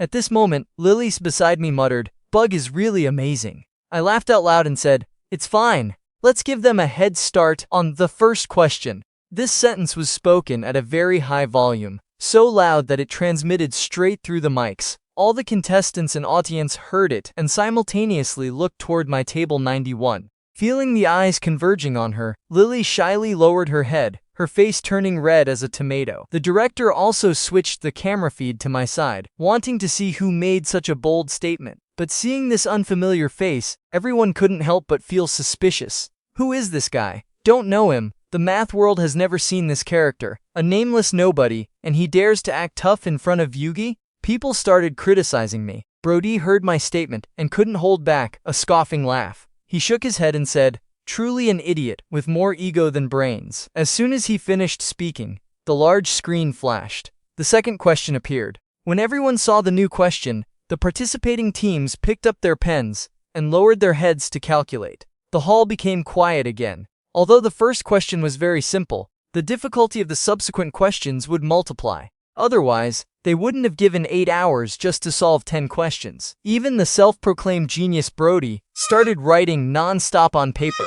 Almost every team in the hall was discussing fiercely. Lily was also troubled by the question. As for me, I looked completely relaxed and carefree. Valerie saw this and couldn't help but sigh. She sincerely hoped Lily could win first place. Unfortunately, her teammate was Luke Sterling. Right after, her gaze swept past the team in front of me. It was the middle-aged man who felt a chill down his spine earlier. This team consisted of a scruffy uncle and a girl who looked like a high schooler. According to the intel provided by her superiors, this uncle was actually a human trafficker attending the competition with his daughter. The leadership ordered to let him finish the competition with his daughter first and immediately arrest him once it concluded. While Valerie was lost in thought, ding! A team had pressed the buzzer. The other contestants took a sharp breath, instinctively thinking Brody had pressed it. Wow, Bug is getting faster. Such a complex question and he solved it in a flash. When everyone looked toward Bug's table, they were shocked to discover that Brody was also looking bewildered.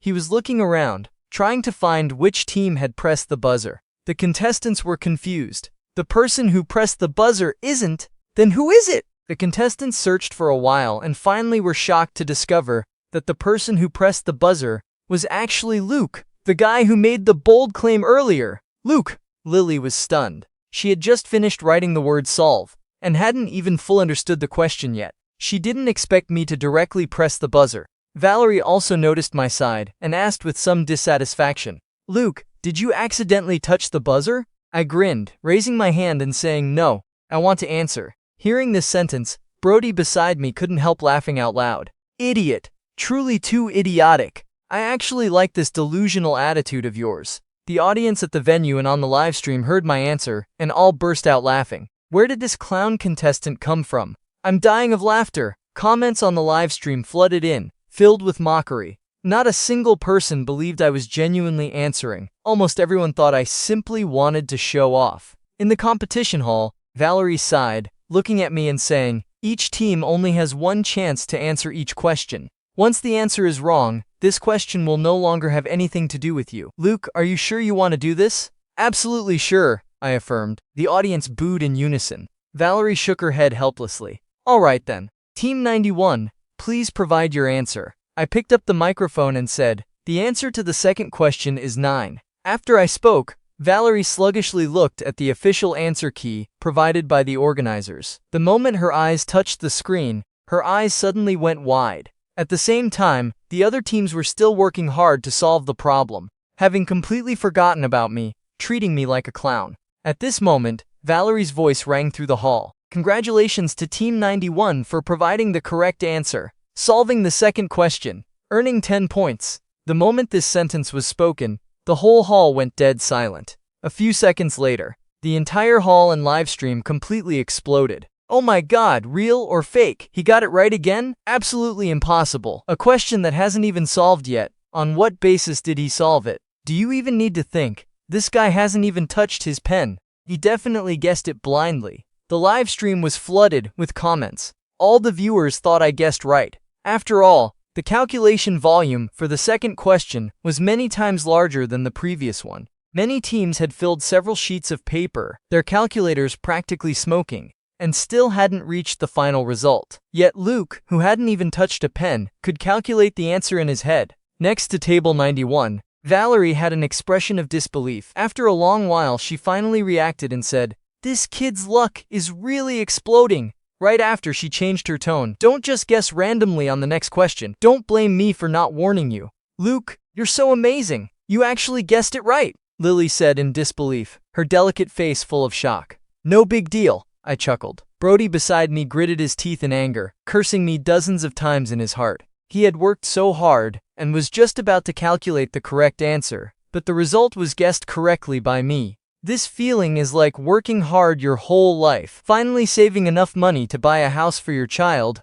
only for someone else to win a house in a raffle, in the same neighborhood as you, and right next door. Wouldn't you be mad? Bianca beside him comforted him. "It's okay, Brody. Luck can't always smile on fools. He got lucky this time, doesn't mean he'll be lucky forever." Brody naturally didn't care. Having participated in so many competitions, his mentality had long been forged to be rock solid. This little incident didn't affect anything. "Lucky you.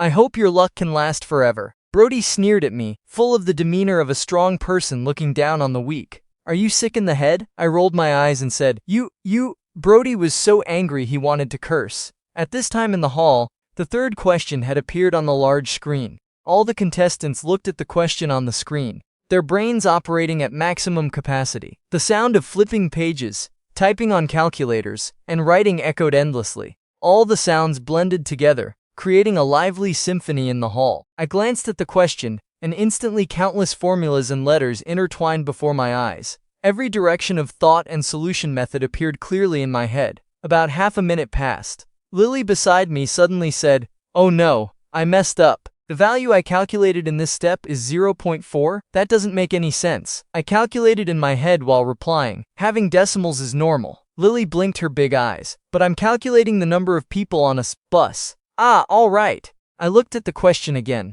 Just as I was about to explain it to Lily, Brody's mocking laughter sounded beside me. As expected, in the face of true power, luck is worth nothing. Don't know how to do it? Let me teach you. Replace arcsin with the arctan function and try again. Lily was half believing, half doubting. She followed his advice and swapped to another function. Then her eyes lit up and she politely said, "I got an integer, thank you." Witnessing this scene, Bianca frowned. Not because she was angry that Brody helped an opponent. Just looking at Lily's demeanor, she seemed to really be here to participate in the competition. Could it be that Luke being with her isn't to make me jealous? It's not playing hard to get either? The doubt flashed quickly in her heart. Bianca didn't dare think too much, and hurriedly focused her attention back on the exam question. And thanks to Brody's help just now, his act of answering Lily's question, the atmosphere around them started to become subtle. The teams that were whispering earlier now, occasionally had someone loudly asking questions. "Oh man, calculating the speed limit of the bus here, why doesn't the answer match the reverse deduction?" Hearing this, Brody realized it was time to show off. He cleared his throat and said loudly, "That's because you left out the friction between the tires and the road surface." Not long after, the other party replied with overwhelming joy, "Thank you, B." Questions came one after another. What was supposed to be a solemn competition now looked like a Q&A session. This left the audience in the livestream marveling endlessly. "Oh my god, what am I seeing? Bug is actually helping other teams solve the problems. Bug, this is our Bug, a young genius whose reputation is well deserved." Comparing them, what kind of trash is that guy Luke? Silent like a mute, doesn't dare to make a peep. This is the gap between a true god and a freeloader. It was just luck, and he dared to act tough saying he'd give Bujay a head start. Truly shameless. While netizens praised Brody, they also took the opportunity to bash me. They believed I was just a freeloader relying on luck. In the competition area, Brody looked at the admiring faces of everyone around him. his vanity immensely satisfied. A sense of superiority surged within him. Calculated the answer! At this moment, Bianca danced with joy. Brody said dismissively, "This question is truly too childish." Just as he raised his hand to press the buzzer, unexpectedly, I was one step faster and hit the buzzer. I had long since calculated the correct answer. I just wanted to give the other contestants a chance to show off a bit, which is why I hesitated to press it. Brody mocked, "You don't think I'll be angry, do you?" He thought I pressed the buzzer first just to intentionally provoke him. But so what? He had already calculated the answer to this question, and the result was extremely complex. There was no way he believed I could blindly guess it right. The audience at the venue and on the live stream saw this scene and all thought I was deliberately causing trouble, so they cursed in unison. This guy specializes in making things difficult for, daring to target our fellow disciples, kick his ass. I think this Luke guy just wants to get famous, doing anything for clout. It's okay. The MC said the answer to this question is very complex. There's definitely no way he can guess it. Wait until he gives the wrong answer. The final points will still belong to. Everyone stay calm. Absolutely do not swear at him. Doing that is just giving him traffic. Upstairs makes a good point. For this kind of clout-chasing maniac, the best method is to ignore him. Many viewers thought I wanted to get famous, so I used this method to attract attention, and everyone was quite obedient. In an instant, the comments cursing me decreased significantly. At the competition area, Valerie walked up to me and said calmly, "Team 91, please provide your answer for the third question." She knew that since Bug wanted to press the buzzer, he definitely had calculated the correct answer. So this question was basically a write-off. Since you want to stand out so much, then let me make you famous. Under the disdainful gaze of everyone, I slowly read out the answer. The answer to this question is E13. Hearing this answer, Valerie's small mouth dropped open into an O shape. Her face was full of shock. She had seen the answer key beforehand. It matched exactly what I said. Congratulations to Team 91 for answering correctly, successfully securing the third question, earning 10 points. Valerie held the microphone and said, so shocked she almost couldn't speak. The contestants and audience hearing the correct answer were all completely stunned. The entire hall erupted into chaos. Holy crap! He guessed it right again? Even if you beat me to death, I wouldn't believe he could blindly guess such a complex answer. Could he really be a genius even better than... Impossible. Luke hasn't touched a pen from start to finish. If he can solve a question of this difficulty just by mental calculation, is he even human? Unless he's cheating. At this moment, Brody's eyes revealed a look of panic. His body temperature spiked. No matter what, he didn't want to admit what was happening before his eyes. He's definitely cheating. Brody clenched his fists and yelled loudly. Luke from Team 91 hasn't touched a pen from start to finish, let alone use any calculation tools. On what basis did he calculate the correct answer? I ask all math lovers in this world, with the question just now, if it were you, could you calculate it in your head? As soon as the words fell, the competition venue instantly turned into a marketplace. Everyone started whispering and discussing. Valerie snapped out of her daze, also starting to feel something was wrong. As a veteran mathematical researcher, she firmly believed that a question of this difficulty could absolutely not be solved by mental calculation. Guessing again? That's even more impossible.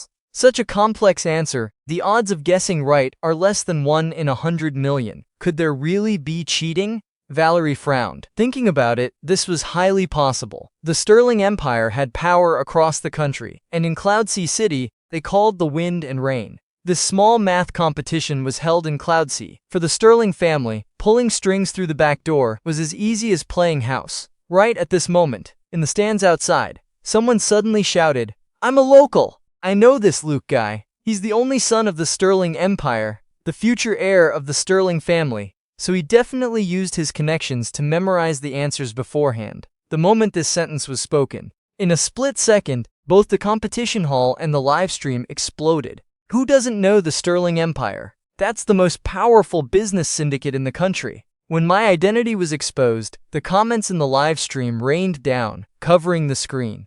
No wonder he didn't even need to touch a pen and still recited the answers to 2 questions fluently. Turns out he went through the back door. A trashy playboy relying on his family background to score points. What right does he have to compare with our? Get out. I suggest disqualifying this Luke guy from the competition. Upstairs is overthinking. Who knows, maybe this competition is sponsored by the Sterling family. Without his family background, This Luke guy wouldn't even be qualified to lick Bude's shoes. Bianca looked at me with a cold sneer. Luke, you really are just like that, only knowing how to rely on your family's power. Using these dirty tricks to exist in this world. The word disgust was clearly written all over her face. The doubts she had earlier were also resolved at this moment. Deliberately appearing beside other girls, teaming up at the school gates, spending a fortune to steal the 5 master tutors she hired, going through the back door to memorize answers. Everything was just to attract her attention. The cursings online grew fiercer. The pressure gradually shifted to the competition organizers, and the person in charge backstage was dumbfounded. Luke went through the back door? I didn't know anything about it. If I knew the young master of the Sterling family was participating, why would he need to memorize answers? Just hand him the first prize directly and be done with it. Since there was no backdoor involved, there was only one explanation. I relied on myself to calculate the correct answers. It had absolutely nothing to do with the organizers. Seeing the audience's emotions getting increasingly aggressive, the person in charge immediately told the judges to handle this matter as they saw fit. Receiving this directive, Valerie took the microphone and walked up to me, saying, Team 91. Could you please explain your solution process to us? Answers are easy to memorize, but the solution processes are extremely complex. The third question involved a lot of knowledge. She didn't believe I could memorize it. Hearing the MC's prompt, the audience immediately cheered and applauded loudly. Nice! Well done! Someone who uses connections to memorize answers like him. Explaining the process? In his dreams. Didn't expect the judges to be so tough. Daring to directly confront the Sterling family. I'm a fan, totally a fan. Netizens competed to praise Valerie's actions. If I couldn't explain the solution, my shameless act of memorizing answers would automatically be exposed. Stinking sewer rat. Let's see how you step down from the stage today, Brody mocked with a sneer. I didn't bother talking nonsense. I directly took the microphone. Under the gaze of everyone, I spoke smoothly. There are a total of 13 methods to solve this question. Among them, the simplest method is to use indefinite integrals to find the limit. Calculate the maximum travel speed of the bus. Then use Leibniz's formula. In an instant, the massive competition hall only echoed with my voice. I didn't just explain the complete 13 solution methods, even every formula, every detail. I explained them clearly and logically, especially for the steps requiring complex calculations. I didn't hesitate at all. The exact results blurted out immediately, solving everything in the blink of an eye. Terrifying calculation ability, logical analysis ability, comprehensive formula application ability. It directly caused people in the exam hall to drop their jaws in shock, freezing in place. The above are all the known solution paths for this question. When I put the microphone down, at this moment, all the audience in the exam hall and the live stream were stunned. Everyone looked at me with expressions full of shock. Not a single person in the hall spoke up, truly unable to believe their ears. Clear thinking, concise steps, applying mathematical formulas as smoothly as flowing water, even more perfect than the standard answer key, providing all 13 solution methods without missing a single minor detail. This was truly too terrifying. Is there any possibility that he actually memorized all the solution steps by heart? I don't think that's realistic. There are 10 questions in total. Each question has many different solution methods. If he really had to memorize them, the workload would be way too massive. Agreed. Even if Luke really memorized everything, his memory must be monstrous. Could it be that we misunderstood him? Luke is actually a genius? As a passerby, I think nothing is impossible in this world. 10 questions is a lot, but if he started memorizing months or even a year in advance, he could still memorize them. The comment section started debating fiercely. Some thought I had real talent. Others thought I had prepared for months or even a year to memorize the answers. You have successfully provided mathematical guidance to others on the spot. Your actions have influenced a total of 485 people. Reward. Lifespan increased by 48 hours. Hearing the sound in my head, my heart swelled with joy. How could I forget about this? After my mathematical knowledge skill reached max level, I could also receive rewards through teaching. It's just that according to the system prompt, it seems it can only be done through on-site, face-to-face teaching. Opening a live stream to do online courses wasn't viable. At this time, Brody was sweating profusely, his hands clenched tightly, grinding his teeth until they almost shattered. He never expected in a million years that I not only could state the solution path, but could state all the solution methods for this question. This is impossible. He definitely memorized the steps in advance. Brody, from the bottom of his heart, didn't want to admit defeat to someone he always looked down on. Right at this moment, Valerie held the microphone, her voice a bit panicked. "Dear contestants and audience, an unexpected incident just occurred on our side. At the request of the Dragon Kingdom Academy of Sciences, we will cancel all remaining 7 exam questions. The professors of the Academy of Sciences will directly design new questions on the spot." As soon as the words fell, 3 figures appeared on the screen, looking like dignified academic elders with white hair. After seeing these 3 elders, the audience and contestants at the venue became excited. "Oh my god, isn't that Professor Walter of the Dragon Kingdom Academy of Sciences? Holy mother, there's also Professor Lee, who won the Global Nobel Prize in Mathematics. Professor Wu is there too. My god, the 3 giant trees of the Dragon Kingdom's math world have all gathered. Incredible! What kind of god-tier lineup is this? The big bosses of the math world are all here. I never expected to see these 3 at such a small competition. It's the honor of a lifetime." These elders were all Mount Tai-level figures in the Dragon Kingdom's math world, having won countless international awards. Even geniuses like Brody were trained by them. Seeing his 3 mentors, Brody was like a wronged child seeing his parents, almost crying on the spot.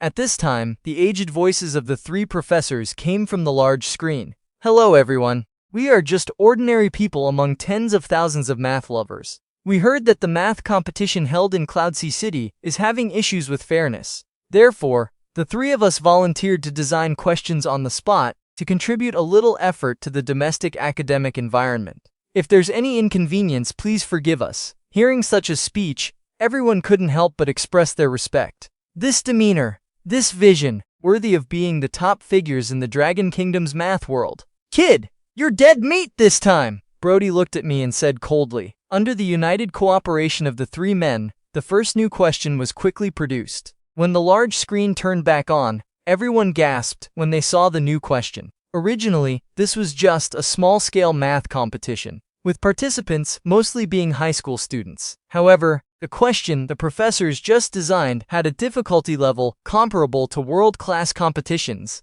Many teams began scratching their heads. This knowledge was way beyond what they were taught. Some were happy, some were sad. With experience participating in multiple world tournaments, Brody couldn't help but laugh out loud. The question was hard, but for him, it was only a matter of time. He immediately picked up his pen and wrote swiftly on the paper. Lily just glanced at the question and gave up.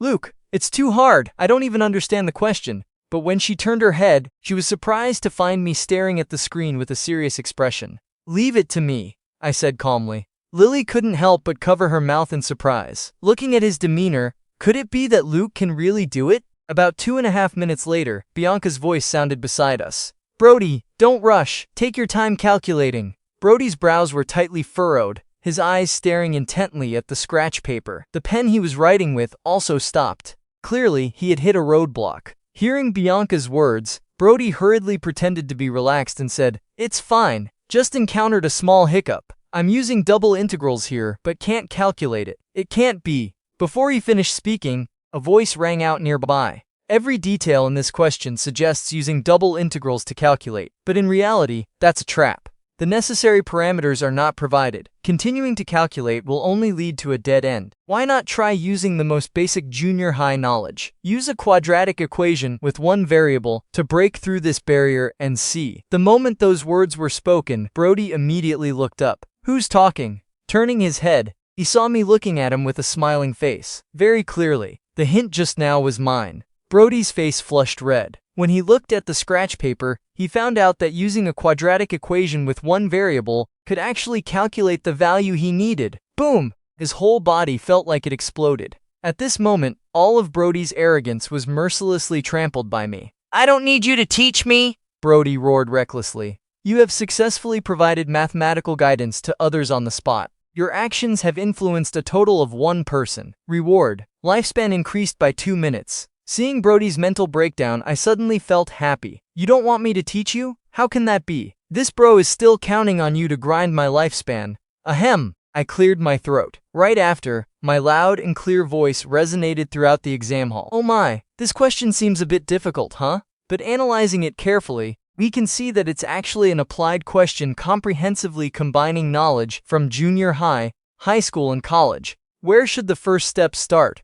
It seems double integrals are very suitable, but after calculating a bit, you'll see double integrals are just a trap.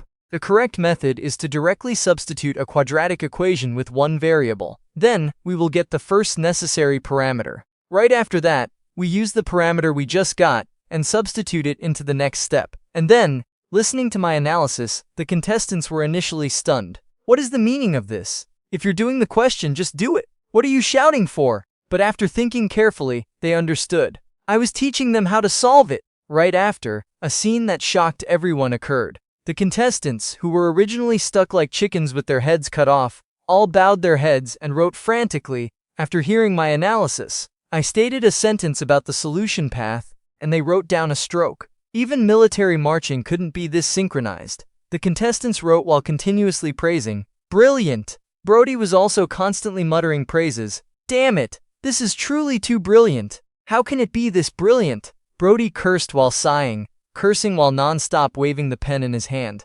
terrified that if he was a second late, he wouldn't be able to keep up with my solution path. He really wanted to stop, but his body completely refused to listen to his control. A math lover like him just wanted to solve the difficult puzzle in front of him. Bianca looked at Brody writing diligently, then looked at me talking endlessly. Only then did she realize I wasn't playing hard to get. I wasn't deliberately trying to provoke her either, and I definitely didn't go through the back door to memorize answers. I came to participate in the competition for real. Everything that happened before was just her being narcissistic. It seems he really has no intention of pursuing me anymore. If it were before, Bianca would be mad with joy. But now, an indescribable sense of loss surged in her heart. Although not much, it was definitely there. The audience in the live stream were also stunned. No one dared to doubt my actual ability anymore. Holy cow, did I see that wrong? Luke is actually teaching how to solve the problem. You didn't see wrong. Mother of God, the world is truly crazy. I need to calm down for a bit. The scene that just took place in the hall had completely convinced all the viewers. With 3 professors from the Dragon Kingdom Academy of Sciences holding down the fort, the fairness of this competition was unquestionable. I relied on my own ability to finish the previous 2 questions. On the screen, the 3 professors of the Academy of Sciences also revealed expressions of disbelief. They had spent so much effort designing this question, but didn't expect me to see through it instantly. At this time in the stadium, Valerie stared at my handsome face, my voice analyzing the question echoing in her ears, a hint of admiration hidden in her eyes. On the other side, I was still continuously explaining the problem-solving mindset. You have successfully provided mathematical guidance to others on the spot. Your actions have influenced a total of 484 people. Reward: lifespan increased by 48 hours. Hearing this sound, I was so thrilled my eyes almost rolled back. Awesome! Earned another 2 days to live. This lifespan is too easy to earn. But when I continued explaining, the system didn't give any more rewards, meaning one question can only grind lifespan once. I couldn't help but feel a bit disappointed. This lifespan is also too hard to earn. Since that's the case, I have no reason to waste time explaining further. I immediately pressed the buzzer. Seeing me choose to answer the question, the other contestants couldn't help but reveal expressions of agony. Oh man! Without you, how are we supposed to do this question? At this time, Brody was sweating buckets, his eyes bloodshot. His whole being fell into a state of near madness. For a moment, Brody felt that his past 10+ years of life were lived in vain. Valerie held the microphone, jogging up to me with a smile. Team 91, please provide your answer.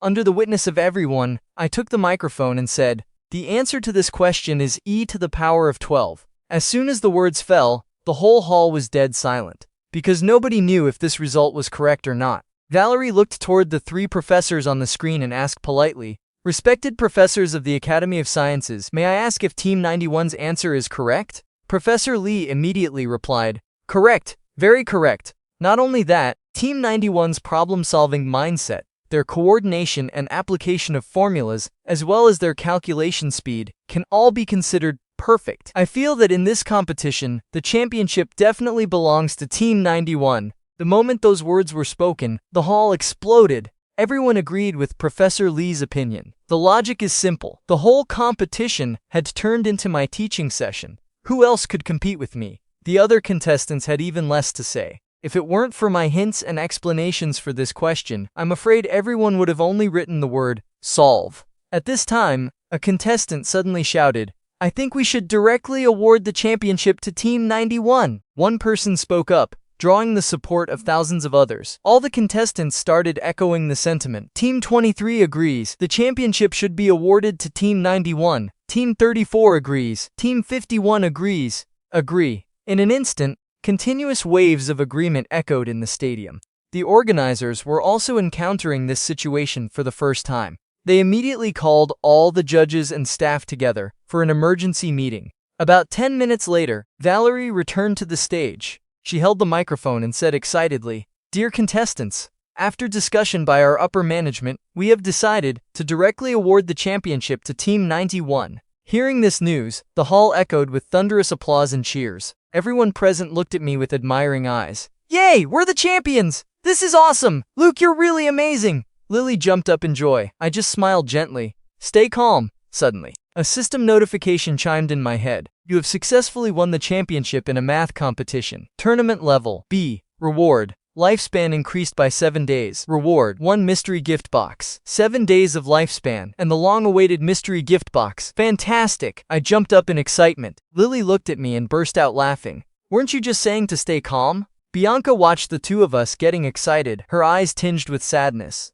Her whole body fell into silence. This feeling was like a delinquent riding a modified bike chasing you every day. You despised him, constantly made things difficult for him, just wishing he would disappear from your world. Suddenly one day, he became a unique genius in the world, acknowledged, respected, praised, to the point where even you weren't worthy to be compared to him. It's just that I didn't dye my hair blonde, and the ride I rode wasn't a modified bike, it was a Rolls Royce. On the stage, Lily and I stood, side by side, our faces beaming with smiles. The stage lights shone around us, the cheers echoing endlessly in our ears. Bianca looked at the fairy tale-like scene, her eyes somewhat glazed over. At this time, 2 staff members walked up. One held a bank card with both hands. The other held a trophy engraved with first prize. Valerie held the microphone and smiled. "Congratulations to you both for winning first place and the $200,000 in cash." Saying that, Valerie lowered the microphone and whispered to me, "Have you considered cutting off your father-son relationship with your dad? Huh? Do you know what you're saying? Normally shouldn't you ask me to give an acceptance speech? How did I win a competition and lose my dad?" Valerie realized she accidentally spoke her mind. Her heart clenched, and she hastily corrected herself. "I mean, have you considered sharing the good news with your dad? We have a live video call set up here. You can let your dad see the shining side of his son." Hearing this, I quickly shook my head. "Are you kidding me? The old man thought I came here to chase Bianca from the very beginning. If he finds out I haven't wooed his daughter-in-law but brought home a first prize trophy instead, he'll definitely break my legs." Seeing my refusal, Valerie nodded,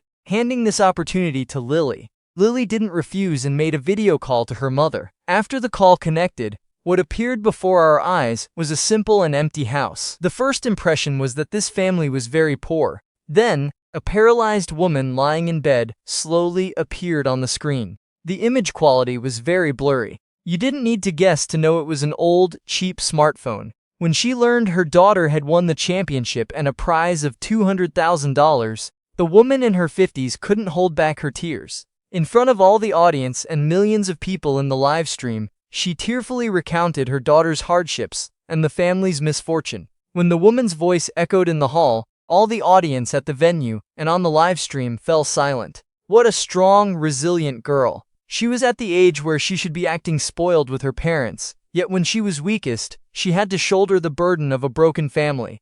Some people couldn't hold back and sobbed on the spot. When the video call ended, thunderous applause erupted. Obviously, this applause wasn't for the champions. It was cheering for the resilient girl Lily. When the applause completely died down, Lily looked at me with a tear-streaked face. "Here, I want to thank my classmate, Luke Sterling. He knew my family situation was difficult, so he insisted on teaming up with me. It was he who used his true ability to help me win this first prize. If it weren't for Luke, I absolutely couldn't have won the championship." Saying that, Lily bowed deeply to me. "Luke, thank you so much." When the audience heard these words, thunderous applause erupted again. "Boss Luke is amazing. I didn't expect Luke, a kid from a rich family, to be so kind-hearted. Completely changed my prejudice against the upper class. Is it possible that Luke also came for the first prize money? Is the guy upstairs stupid? Go online and search for the Sterling Empire. Think about whether he lacks that bit of pocket change. Boss Luke is the GOAT.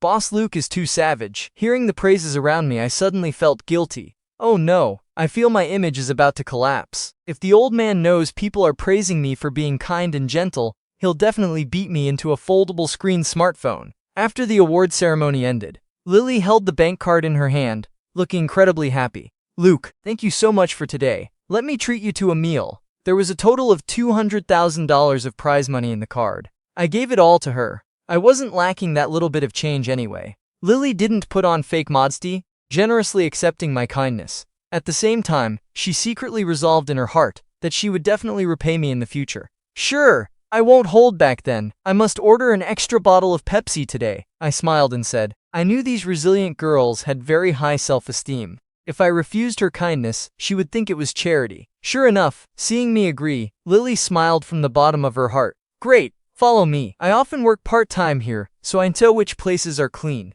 Guided by Lily, the two of us walked toward the B1 food court of the mall. Not long after we left, a middle-aged man wearing a baseball cap with a gloomy face appeared behind us. He looked in the direction we went, hands in his pockets, quietly tailing us. At the same time, in the stadium, Valerie was still hosting the competition. Suddenly, she discovered the suspect she had been monitoring had disappeared. Her heart skipped a beat, and she immediately spoke into the micro-communicator on her collar. Oh no, the suspect is gone. Only his daughter, who was competing, is left at the scene. Very quickly, a voice came through her Bluetooth earpiece. Copy that. Requesting all units to immediately check if the suspect has appeared in the vicinity. About half a minute later, report, suspect spotted. He is following the pair of students who just won the award down to the B1 mall level. I am secretly tailing him. Hearing this news, Valerie's heart jumped to her throat. Recalling the cold look that man gave Lily earlier, an ominous premonition rose in her heart.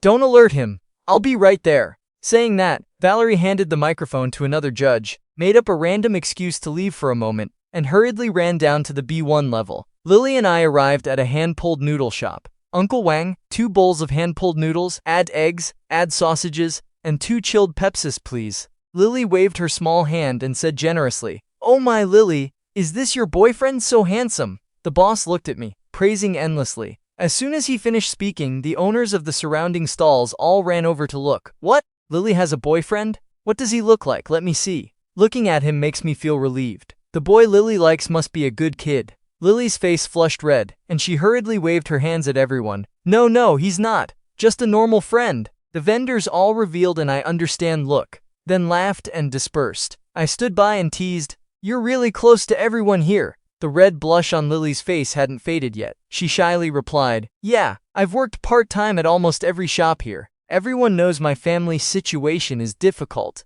so they all take great care of me. I nodded. At this time, I suddenly remembered I still had a mystery gift box I hadn't opened yet. Taking advantage of the time before the noodles were ready, I muttered internally, Open the mystery gift box. Right after the system notification sounded, Successfully opened. Received mystery reward, the golden eye. I directly clicked use. The next second, an invisible energy flowed into my eyes. Instantly, my eyes felt a cool sensation, an indescribable comfort spreading through my optic nerves. I clearly felt my vision range increase significantly, and everything in my sight became incredibly clear. Even through a wall, I could see extremely clearly. Oh my god, X-ray vision? I was completely stunned. The mystery gift box truly never disappoints. Because Lily was sitting right across from me, before I could react, my first glance saw something I shouldn't have seen. This! My face turned bright red, and I hurriedly looked away out of respect. Luke, what's wrong? Seeing my face turn red, Lily asked curiously, Could it be that just being teased by a few vendors made him shyer than me? Just suddenly felt a bit hot. I kept fanning myself with my hand almost falling off. But why do I feel a bit cold? Lily was even more puzzled. The mall's AC was set very low, and sitting here, she clearly felt a chill. Could it be that Luke's internal heat is just too strong? While Lily was wondering, to her right, a man wearing a baseball cap was slowly approaching. In his hand was a cold, gleaming military tri-dagger. Thanks to my expanded vision, I turned my head 90 degrees and looked straight at the guy. The other party paused, clearly not expecting to be spotted from such a tricky angle. Since he was spotted, he didn't bother acting anymore. The man swung the knife, lunging straight toward Lily. Watch out, I shouted loudly, jumping up and delivering a flying kick straight at the opponent's arm. The man frowned, letting out a muffled groan. Clatter! The military dagger in his hand fell, hitting the floor hard. The noise was so loud that all the diners around looked over. What's going on? Are they filming a movie? What movie? Let me be an extra, I don't need to be paid. Some passing diners joked around. The man picked up the military dagger, staring at me with icy, chilling eyes, a look of disbelief in his gaze. He didn't expect a high schooler's martial arts to be this good. What's happening? Lily stood up in a panic, not yet understanding what was going on. I didn't look back and said, "Get away from here." Through my X-ray vision, I saw this guy was covered in scars, even bullet wounds. Coupled with the calluses on his palms and the most brutal close combat weapon in the military, like this tri-dagger, I racked my brains but couldn't understand why Lily, from a poor background, would provoke someone like this. Freeze! Don't move! Right at this moment, 3 men in plain clothes surrounded us from different directions. Each held a black handgun. Seeing this scene, the man didn't panic at all, because there were many people eating around. If they dared to shoot and he dodged, the bullet would randomly hit some unlucky bystander. The cops obviously knew this too. One of them said, "Police operation, everyone evacuate immediately." As soon as the words fell, a civilian covered in dirt said, "Evacuate what? I've been carrying cement at the construction site all morning, exhausted to the bone. Finally got to have lunch, and you tell me to leave. Who's paying for my meal? If I don't have the energy to work and delay the construction progress, who's taking responsibility? I'm telling you, movie makers, couldn't you pick a time with fewer people to film?" Hearing this, others chimed in. Yeah, so annoying. No one around was willing to leave. The police helplessly put their guns away and pulled out their buzzing stun batons. "Jack Collins, you are surrounded. I advise you to drop your weapon and surrender immediately." "Jack, think about your daughter. It's not too late to regret." 2 cops loudly persuaded him. Such a cliché script. The cement worker muttered in disdain. Jack, the suspect, heard the word daughter and clearly wavered for a second. But immediately after, as if remembering something, his eyes were filled with killing intent again. "Ah!" he roared, charging madly towards me, who was blocking his path to Lily. The 3 cops immediately rushed forward to stop him, but what everyone didn't expect was that they were knocked down by Jack with just a few moves right after closing in. The 3 cops lay flat on the ground, their faces showing extreme pain. Not far away, Valerie was hiding in a corner, quietly observing everything. As an undercover agent, she couldn't blow her cover in front of me. "What? A military tri-dagger?" Valerie was horrified seeing the weapon. Recalling the scene where Jack took on 3 cops just now, Valerie immediately turned on her communicator, her voice tense, requesting all units to speed up backup. This suspect is not simple, likely a discharged Special Forces operative. He has a military knife. It's not safe to shoot around here. Everyone must be careful. A surprised voice came through her earpiece. What? Discharged Special Forces? Why would a Special Forces soldier kidnap a child over a decade ago? Hearing this question, Valerie was also puzzled. But she didn't have time to think. The most important thing now was to bring the criminal to justice. Once a person like this goes berserk, the entire B1 level of this mall might turn into a bloodbath. After Jack took down the 3 cops, his cold eyes glanced at me again. "Yah!" he shouted, launching a lightning-fast second attack. I was just about to step forward and deliver a flying kick to him. Suddenly, another cop ran over from behind. He directly pulled me behind him. "Kid, it's dangerous here. Hurry up and leave." Saying that, the cop charged at Jack without hesitation. Thud! The 2 clashed, and Jack directly landed a punch square on his face, knocking the cop down to his knees. "Tough fists," I said calmly. Jack looked up, his murderous eyes glaring at me. His voice was cold. "I don't want to kill innocent people. Don't get in my way," I smirked. "Make me." Hearing this, Jack froze. Then he flew into a rage, roaring at the top of his lungs. The shout was so loud it scared the cement worker next to him into dropping his chopsticks. This uncle was also hot-tempered. He pointed straight at Jack's face and cursed. "You bastard! What the hell are you screaming for? People are eating and you keep scaring the crap out of them." Jack completely ignored these insults. Seeing I showed no sign of yielding, he gripped his weapon and started his 3rd attack. "If you won't get lost, then die." Not far away, Valerie was so anxious she was about to jump up. Even though she knew I had impressive skills, I was still just a high schooler. Compared to a highly trained special agent, it was no different from a newborn baby fighting a muscular adult. There was no way I could win. "Luke, you massive idiot! Is this the time to act tough? Valerie cursed while calling for backup. But the closest teammate would still take 2 minutes to arrive. Seeing I was about to be done for, Valerie couldn't sit still anymore. She pulled out the gun at her waist and aimed the barrel at the suspect. If my cover is blown, so be it. I can't just watch Luke get killed. As a police officer, protecting the people is my duty. Just as Valerie was about to pull the trigger, suddenly, the scene that unfolded before her eyes left her utterly shocked. Facing Jack's charge, I first dodged with extreme speed, easily evading his attack. Then I ducked low, swung my fist, and with the speed of lightning, punched straight into Jack's stomach. Only a loud bam was heard. Jack let out a miserable scream. His body flew like a kite with a broken string. Whoosh! He flew straight toward the nearby communal dining table. The person sitting at that table was the cement worker uncle. He had just picked up his chopsticks, picked up some steaming noodles, and was about to eat. Crash! Jack slammed heavily into the table. Clatter! The table and dishes were sent flying. Noodle soup spilled all over the floor. The cement uncle held his chopsticks mid-air, frozen for a long while. After snapping out of it, he threw the chopsticks away, pointed at Jack, and was about to curse. You son of a... Before he could finish, Jack sprang up like a carp leaping over the dragon gate. He directly kicked the cement uncle flying away. Everyone around finally realized this wasn't filming a movie. It was a real criminal pursuit. Run! In an instant, hundreds of civilians scattered in panic. Tough fists indeed. Pity they can't do anything to me. Jack stood up.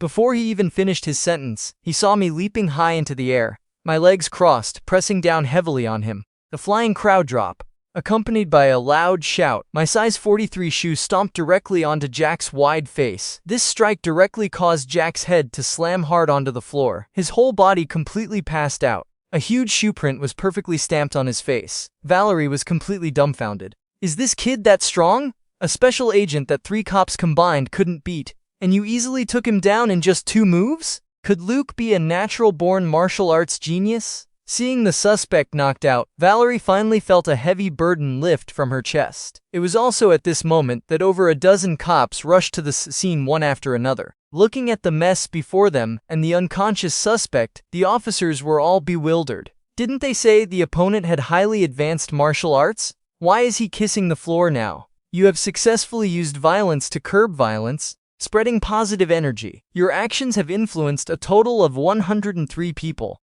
Reward: lifespan increased by 10 hours. Have you ever offended anyone before? I looked at Lily and asked. Lily immediately shook her head. No, everyone here treats me very well. I've never had a conflict with anyone. Hearing this, I rubbed my chin in confusion. That's weird. Why would this guy want to harm you? Was he targeting you? Lily asked in surprise. He was. When someone is speechless, they truly don't know what to say. How can such a smart girl be so oblivious to the situation? At this time, a police officer walked over. You 2 students, would it be convenient to come back to the police station with us to give a statement? I sighed. Looks like I won't be eating that premium hand-pulled noodle bowl today. Lily and I both nodded and said, okay, wee woo.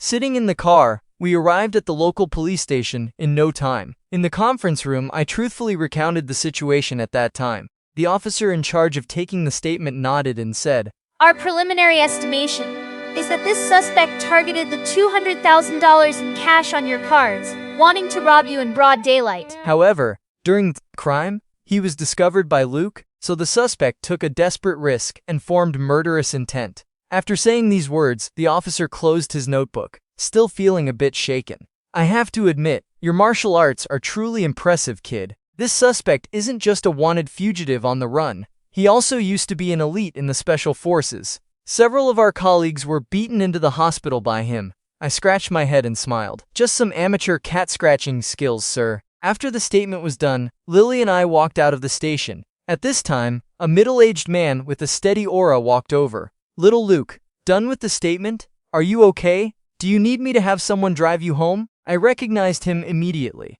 This person was the chief of this station. I was already too familiar with this kind of situation. I'm fine, uncle. I can go back myself, I replied politely. That's good. Just remember to send my regards to your dad. The chief smiled kindly. Just as he was about to leave, I remembered something. I turned around, looked at the chief and said, Uncle, could you take my friend back to the mall? She works part-time there. If possible, send some people to protect her a bit. I can be certain this Jack Collins wasn't aiming for the money, but for her life. It seems there must be some unknown secret concerning Lily. Hearing this, the chief immediately said generously, "No problem. It just so happens our officers are going there on patrol. We can drop her off on the way, serving the people." Lily bowed shyly. "Thank you, uncle." After everything was settled, I took a leisurely walk home. Just as I pushed open the gates of the Sterling mansion, confetti cannons fired on both sides. Straight ahead, dozens of servants stood in a row. A festive red carpet was rolled out on the ground. Various fresh flowers lined both sides of the path.